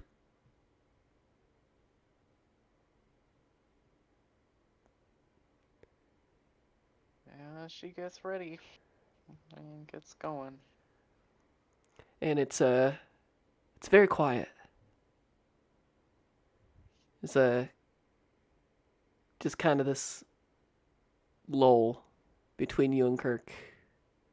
So he helps you get your stuff on and get you set up and goes through and cuts off. She still is obviously wincing a shit ton with all this. He's rather ginger, helps clean up the edges of your hair, applies Oh, more yeah, salve. if we have time for an actual haircut. do that. It works with an efficiency and a coolness that is very, very befitting of a dark elf, but not befitting of Kirk. There's just a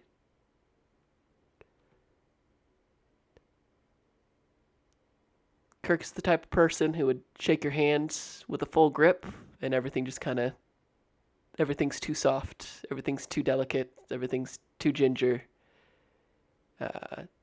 There's no snide comments, just kind of a profound sadness. But he doesn't make any more comments. He doesn't point out anything, simply does his task, helps you get ready. Then you can see him take one kind of last look at you as you shut kind of the chimney behind you, and you couldn't hear him, but with just the light shining in through, as kind of the afternoon sun is sitting, you see one kind of look at Kirk, his kind of purple skin matched by equally kind of bright purple eyes, and you can kind of see that he's clearly been crying as the chimney into place, and you make your way back out into the city.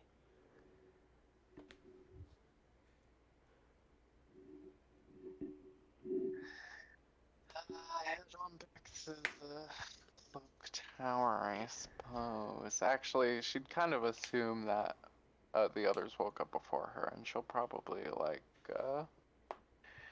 just hang out at the tavern. The Oxpit Tavern? Gotcha. Yeah. The rest of you find yourself still in the Tower of Arcane Might. Upon waking, Zora Kolkin is no longer in the room. There's a new stream of different cloaks milling about.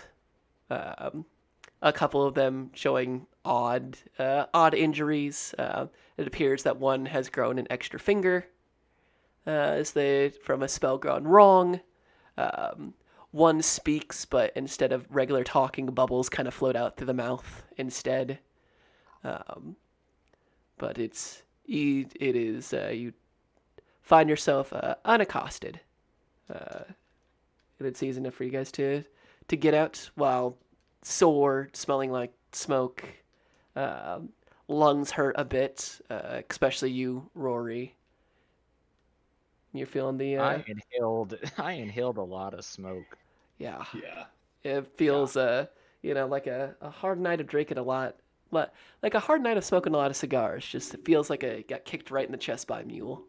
I think technically even that same day was when Rory was just knocking down all the Roarnacks. So, that's got to be a feeling. One part hangover, one part smoke inhalation makes for a smoky Gither's eye. Gross. Old Master is not what I thought it would be in any way. And that's the tagline for this campaign. But if there's nothing you guys need to speak about, it's easy enough to meet back at the Oxpit Tavern in kind of the late afternoon. The heat feels like it's only increased this whole time, though. Whether it be in the Tower of Arcane Might, or out in the streets, or in your own tower, Lapis, or coming back. I mean, it was hard to tell when you were, standing right next to a entire manor on fire, but besides the kind of cool presence of Rastalshan, it is miserable outside. It's miserable inside. You wake up sweaty, you've been sweaty, you're going to continue to be sweaty. It's like somebody is turning up the heat even more, and you can see that the people of Mulemaster are not having a good time about it. On your way back from the Tower of Arcane Might to the Oxpit Tavern, you count no less than a dozen fights, there are multiple people you see that are just showing clear signs of heat stroke out in the middle of the streets. There are people who seem like they're more puddle than person. Uh, there's some places where you can see actual steam rising from some of the sewer grates, as if even the the sewage underneath is starting to evaporate, and the smell is horrendous. Even on Mulemaster's worst days in the winter, at least the cold cuts it and the wind blows through. Here, it's like someone's locked you in a porta potty and then started boiling the contents of said porta potty, and you're just stuck in it. As you all reconvene at the Oxpit Tavern, Krumeg and his staff are there, although no one moves with any sort of speed. Nobody greets you on the way in. What few patrons are there, most of them don't even finish half of their drink. The alcohol on top of the heat and the temperature of said alcohol. The city is just melting in this heat currently. But Jasper is there when the three of you make an appearance.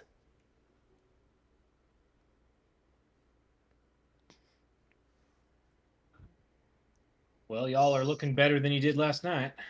Or earlier today. Yeah, I don't know. My sleep schedule's a little off now. Certainly back on my feet. Could be better, but I Yeah. guess far worse. Fucking peachy keen over here. So, is our only lead those tracks leading away from the manor? Well, yeah. I mean, besides that, I talked to Mixie yesterday, and she seemed not so forthcoming about wanting to give information about folks that might have been involved with that, fiery cult or whatnot. But I mean, Dawson's at least is a name, and you know, could be a lead. I could go over, talk to her, see if she's heard, hide nor hair of a Dawson fella hanging out with any of those folks. I have a feeling that she's not going to be too keen on seeing me 2 days in a row, but it's something. I think if we're gonna follow those tracks, we should do it together just in case we get fucking jumped. But after that, yeah, you should check in with her.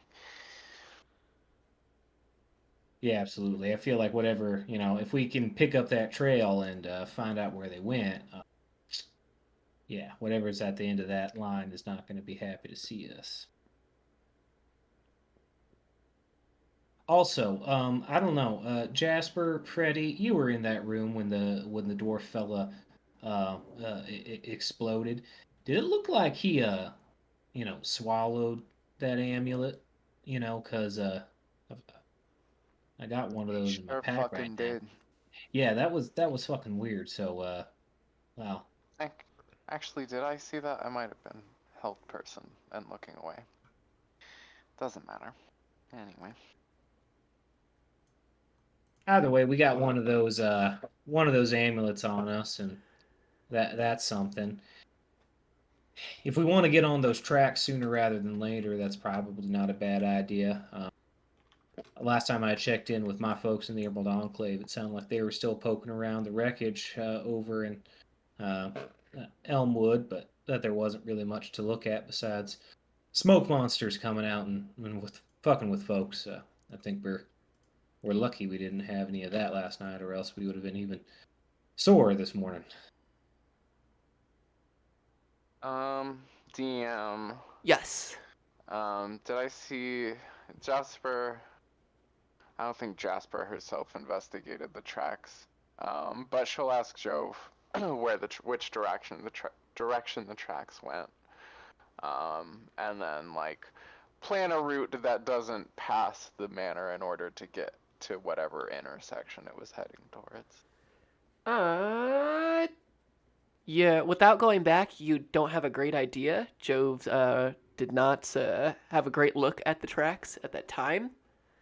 So to follow them, you're going to have to go back. That's not ideal. Would Aquila be able to describe tracks for you, or she's probably not any more discreet than we are? Yeah, she Maybe. would have.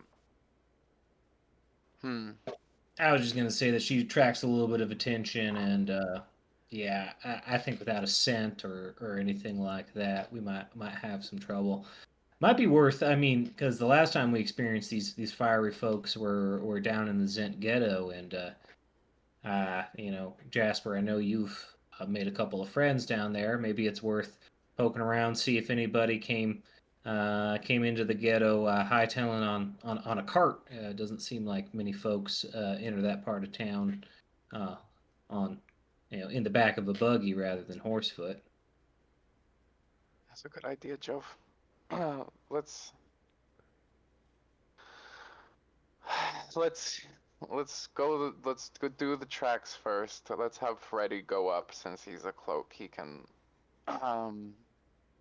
get a look without seeming suspicious, and then if we can't find where that goes, then I'll go check with my friends in the Zent ghetto, and you can check with Mixie, and yeah, that'll be that. Yeah, sounds like a plan.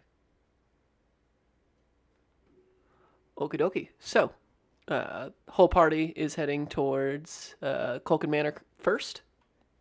Yeah, and we're all gonna hold back while Freddy gets the head of the trail, I guess.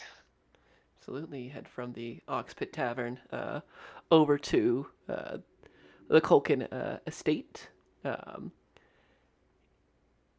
More of the kind of same vignettes of scenes of just suffering in the Small Master heat before making it back to the Culkin estate in the northern parts of the city. Whilst the fire is no longer actively burning, there's still plenty of smoke and smoldering. You could see that the manor itself has collapsed in on itself, and there is a number of soldiery members there.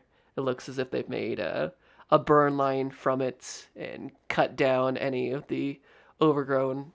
I want to keep saying architecture, but I know that's not the word I'm looking for. What do you call architecture for lawns? Landscaping? Landscaping? Yeah, landscaping. It's like what do you got? I'm like, I keep thinking architecture and agriculture, and both of those are wrong. I'm looking for landscaping. The overgrown kind of the landscaping that is there. Freddy, you're the one approaching. Yeah. There are a number of soldiery members there, kind of keeping an eye on it. You could tell by the big actual golden M on all of their armor, not just like the patched M that the City Watch get, but an actual solid, honest to Mole Master golden M on them. How's it going, folks? I've been sent here by Rostel Shan himself to investigate on behalf of the cloaks, what is going on with the Zora who resided here. So just seeing if I can get any information from you. If not, I understand you got the protocol you gotta follow. And you see one of the soldiery members turns around, and it is the same exact human male that you interacted with the night before. Ah, Fred Lapp. This time you were expected. It appears there was some truth in the words you said last night. I've never told a lie. Noted. Yes, Rastashan has informed the soldiery that in conjunction with the cloaks, you and the odd jobs are to be given full access to the Culkin Manor site, that we are not to impede on further investigations into what is to be claimed as a dire threat on the blades of Molemaster. You are free to examine, as well as your companions. And you can see him just gritting his teeth and he's looking at you, but he is trying to stare through you as hard as possible. So, have y'all been doing any work investigating, or are you just standing around waiting for me? We've been told not to disturb anything to hinder any investigations from the cloaks, but to maintain and quell any further destruction caused by the firebombing of the Culkin estate. Well, then, asked and answered. Well, we'll get to work then. Thanks for keeping an eye out, buddy. You're very welcome. And he just, And, you I can turn to hear the party- armor like creaking as he turns. Just I turn to the party and give like a half bow. Okay, we'll join him with his investigation then. So, looks like you made a friend there, Rory. Or not Rory, Freddy. I have plenty of friends. I don't need another one. So we Alright, got- well, let's go look for these tracks. okie dokie. Give. Real- Yes. I was just gonna say, if we're gonna walk through the house, like to get to the back, could Jove poke around the library and see if there's anything left, or if it's Oh, just there's completely nothing there, ash? and like to go Nothing. through would burn you exceptionally badly. I mean, it's not on fire, but it's Smoldering still. it's completely smoldering. There's It's smokes. a hot building in an already hot area. Yeah, the Gotcha. only benefits of being this close is that it's not humid here. It is dried out this area, and while lots of the vegetation has been cut back, at the very least, it's a dry heat. God. Well, then back to the tracks then. Back to the tracks. It's a nice Arizona joke. That is a nice Arizona joke. So you all return back. The rope and such is not to be found. However, you do see kind of the start of these tracks. Can I get a survival? Hey. Yeah. Who's our best tracker? He asked, knowing the answer. Well, Jove's good at investigating, not so good at survival. Oh my god. I have my a plus God. 2 to that if we want me to go for it. Oh, I have a whole plus. I have a whole +0. Same. Well, Jasper is gonna help Freddy. And Jove can help Rory. All right. Wounded by. Let's see it. That's a 12. We rolled that. 14. You rolled with advantage if you have people helping, correct? Yes. Oh, I'm sorry. Let me roll that again. That's bumped up to 14. Sorry, I spaced. Samesies. You both each follow Yeah. one wheel, and in almost We unison. follow the one wheel? Yeah, you follow the Where's one wheel Ben? to roll them all. Oh my god. Where's Ben? Shut up. Stop.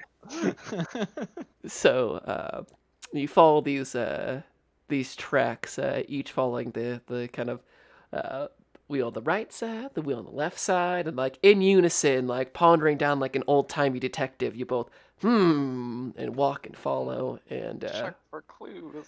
check for clues. Gross. And follow it around the outside of the manor, out down through the streets, and you can see that much of the tracks are easy to follow out through the manor. You're worried once they hit the kind of the cobblestone. However, there does seem to be almost like a little trail that follows behind them, as if they had been put in close proximity to a lot of soot and soot and dust in the lakes, and there are track marks that begin to lead out into the city, heading south by southeast.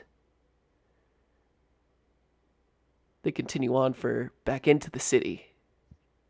How far do you guys? I assume you guys want to follow this until its natural end. Not just, oh, they left the mana, and that's it. That's it. We're done. Yeah. That's okay. Once we go halfway, that's good enough, I think. They definitely left. All right, make me a second round of survival as you guys begin heading into the city. Is that still with Oh. advantage? Yeah. With ample help. Woo. 17. Okay. Nice. Unnat 20. Whoa. Oh. You guys follow these kind of sooty wagon marks. Luckily, because it's so dry and humid, and there's been no rain, and no rain looks like it's coming. The streets it's like they've become sticky. And it's an easier task than you were anticipating. There's a couple places, especially in the busier parts, that are harder to follow, but you kind of, with the soot and everything that's on these wheels, it makes a very kind of distinct marking, and you follow it all the way from Zora Colkins, all the way down through Mulemaster, until you find yourself at the gates of the Zent Ghetto. And then once again, as you enter into the Zent Ghetto, and it becomes no longer, cobblestone, but broken cobblestone and overgrown grass and all sorts of bits of vegetation and uneven parts, you can see that it continues straight into the heart and curves off to the left, falling deeper and deeper into the Zent Ghetto. As you continue to follow it, you finally come to a stop.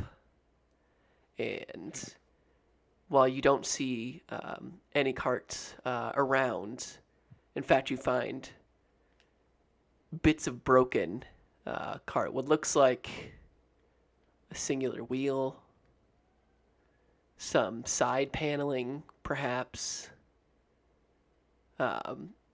Almost looks like somebody hastily disassembled it.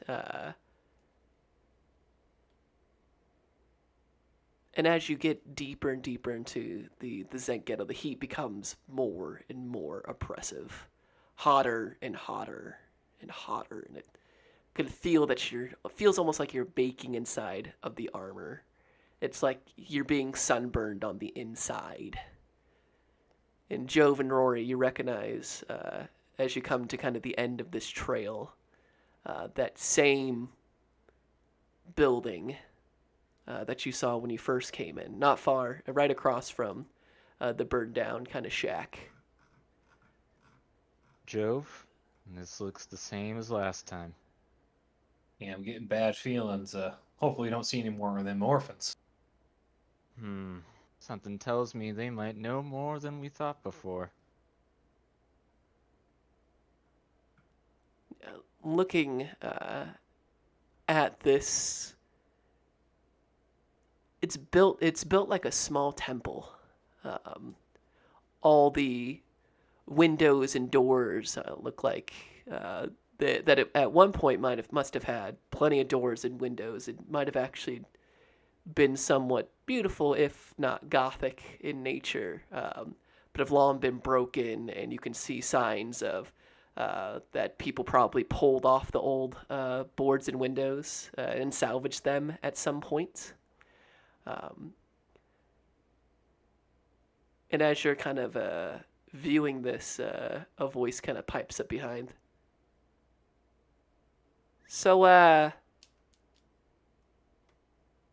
what are y'all doing back in the Zent Ghetto? You're not even gonna stop by Black Blade? Get a fucking drink? Say hi? As you see the elven figure of Equars casually break from an alleyway nearby. Would it be too much to assume that you saw who was riding this wagon earlier?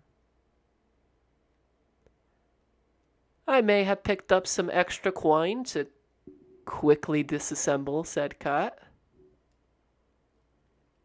And what would it take to find out more about these individuals you did business with? Probably some more coin. More coin, or, I always speak nicest to family. You still planning on such a endeavor, Jasper? Yeah, shit's been kind of crazy these past couple of days, but yeah, I did tell you I was gonna do that, so what do you need from me? Well, now that you bring it up, if said individuals paid us, the family, a fair bit of gold to dispose of such a cot quickly, there may be said individuals harboring themselves in the House of Lies right over there. Quite frankly, the family could use somebody with some little vigor in the blood, so you go in there, clear all that out, and that would show quite a lot of vigor in the blood. You still thinking about what gold coin's your favorite?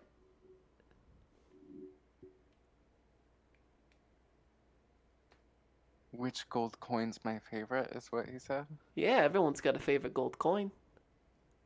Mine's right here. And almost like snatching it out of midair, you see him flip a gold coin around his fingers, and you can see the mark of the Zenitrim in gold all the way around it. I think I would like a coin like that. You, me, and the whole family. But work's got to be done first, So Yeah, vigor in the blood and whatnot. yeah, something smart like that. Anyways,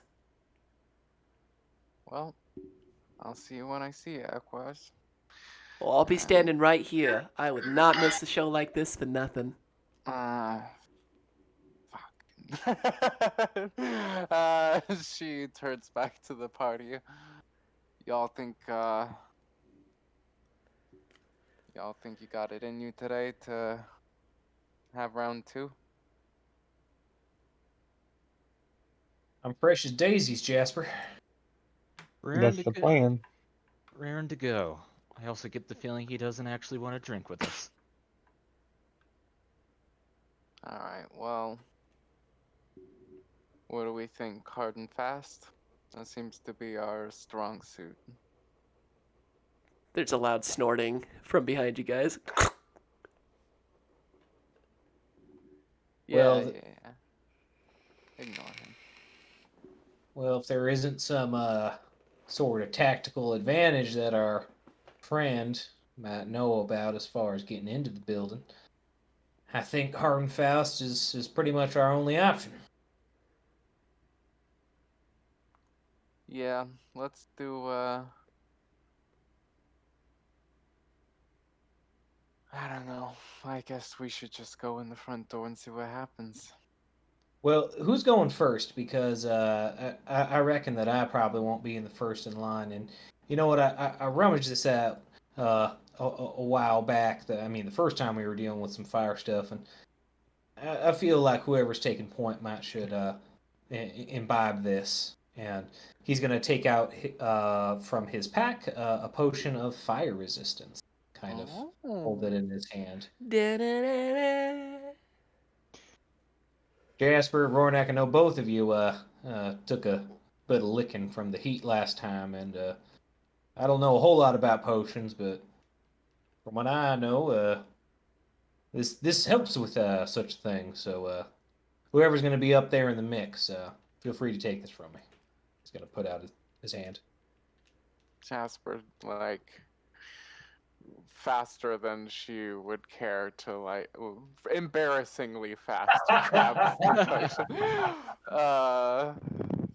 Yeah. Well, that settles that then. Use it wisely. I don't think it lasts for particularly long.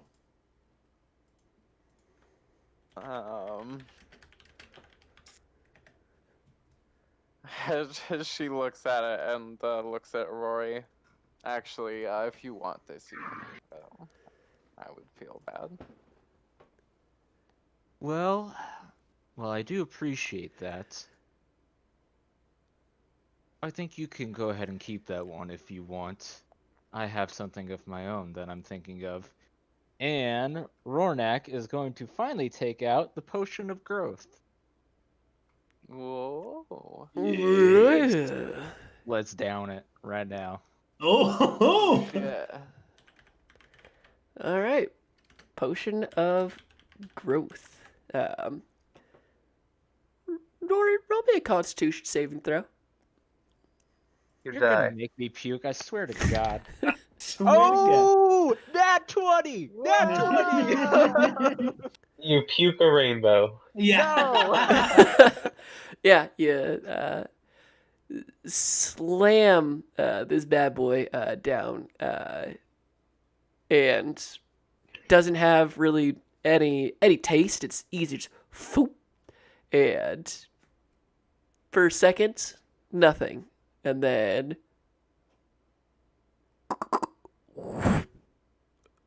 suddenly Rornak grows to almost double his size. You're now under the effects of the enlarge spell. With that nat 20, it lasts for 4 hours. No concentration required. Do you know what the effects of the enlarge spell is? Yeah, so advantage on strength checks and saves. And then that also adds a d4 to weapon attacks, I believe, right? Correct. Nice. Yeah, as Yeah. now a large Rory stands before you. Jesus. And Rornak takes a deep breath from under the mask and looks down and just says, "Hard and fast?" Yeah. Let's go. Right. All right, so Rornak also, yeah. with what I assume is Rornak leading the way and the rest of you guys following in line. Yeah, Rornak will bust through this door. Yeah. Yeah. If there was a door to bust through, you would have. But there are no doors or windows on this building. As you run through. And right when we run through, Jasper's gonna take her potion of fire resistance. You drink that, and you watch as Jasper's skin, what few parts of it are exposed, if any, turn to a bright red.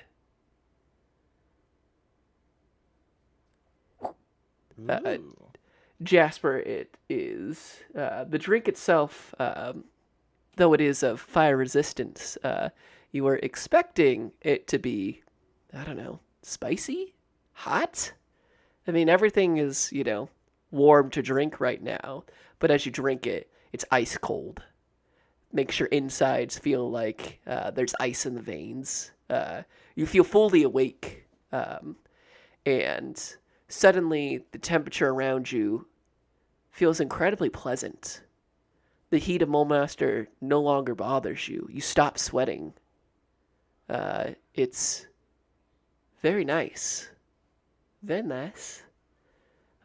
As, Rory, you lead the way, you lead the charge into this former temple.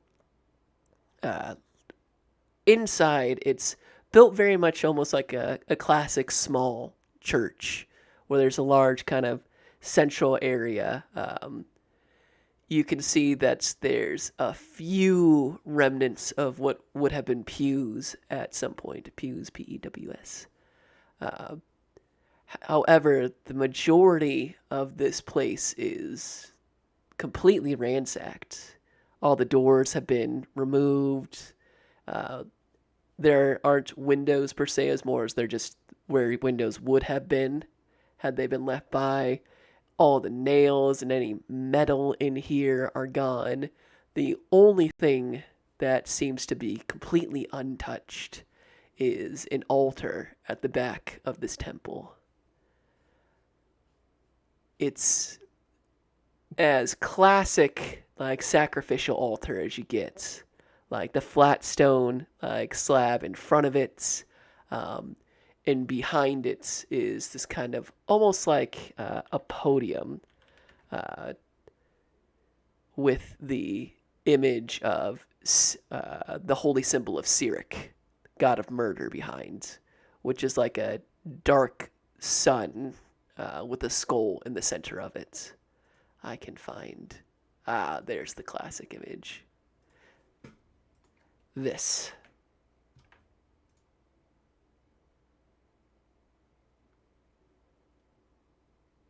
And while the heat in here, to everyone but Jasper, is oppressive, there are no cultists with limbs and other facial hair or fixtures of fire.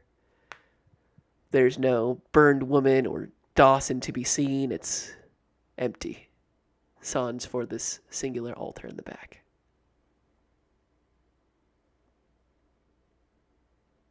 And can Jove investigate the altar? Specifically, he's looking for anything that can be like read off of it, any markings, languages, that kind of thing.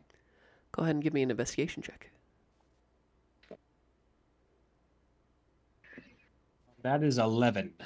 11. There doesn't seem to be any markings there or words or scripture. You do see with an 11 what appears to be scuff marks by the altar, as if something heavy is moved across kind of the stone.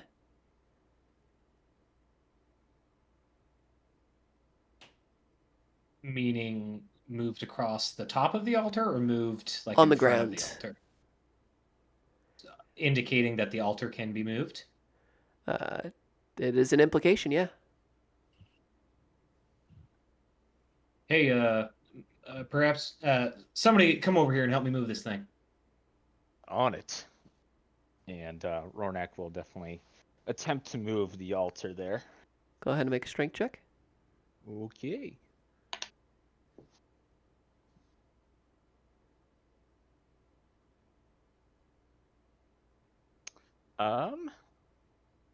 Where'd my D20 go?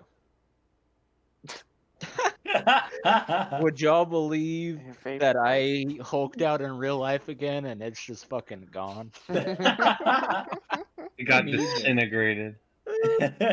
Just Chucked threw it it down at onto the table and The obliterated rest is itself. history. Rornak, we'll say that I'm helping you. So roll with advantage, maybe. He already has advantage because he's enlarged. Ooh, big boy. Yeah, that's not the problem, y'all. I'm not joking. I rolled it off the table and I don't know where it is anymore. It's fucking gone. Yeah, you break your hands as you're Like the trying to second move this thing. straight Just session. So roll 2d10s. It's the same thing. Hold on. what? No, No, wait, huh? no, wait. That's not the same thing. It's bullshit. Nani? Yeah, Nani? because then like you. No, that's not. No, you can't crit fail. No. Okay. Hold on. I got this, y'all.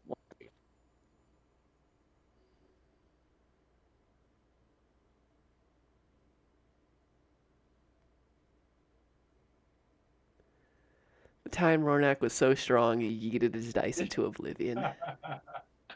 Crushed it into dust in his own hand. Dice, I will send you to the Shadow Realm. Y'all, I really did Exodia that thing though. Okay. Obliterate. I don't know where it is. It looked like it just rolled off, and then now I can't find it anymore. I don't Wow. know where it rolled. Okay, well, We'll call it I've a got 20. I've got another die right now, so pinch hitting. Let's hope that this die is favorable to me. Oh dear. My die superstition is just screaming right now. Throw up. Throw up. No. It's a 17 with advantage. Ow. You push up against this altar and doesn't even budge an inch.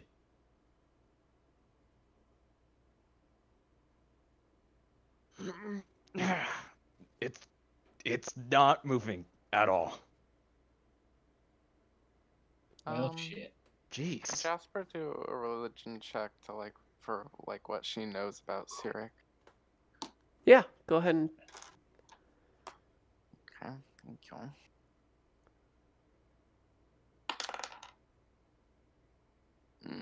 It's only a 10. you know that Cyric is part of the Dead Three, and that Cyric is not aligned with Bane. That they were part that the story goes that in the days before Cyric and Bane and I believe it's Vesharoon all took in the portfolios of these god of deaths. That they drew they drew lots, and while Bane got tyranny and oppression, and Vesharoon claimed deaths, Cyric claimed murder. So they're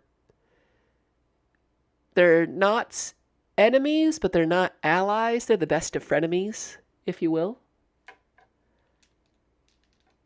But besides that, this is a Bane city, not a Cyric city. Yeah. You do know that Cyric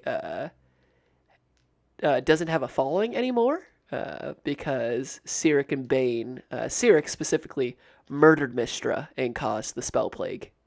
And when the other gods found out, Tyr and Torm, Ilmater, Mystra, and some of the other guides locked him away for 1,000 years. And that was less than 100 years ago. Interesting. Are there any mechanisms nearby, or levers, or? Roll a perception. No, this would be investigation. I'm gonna detect magic. Give me 10 minutes. Go ahead and give me that investigation check.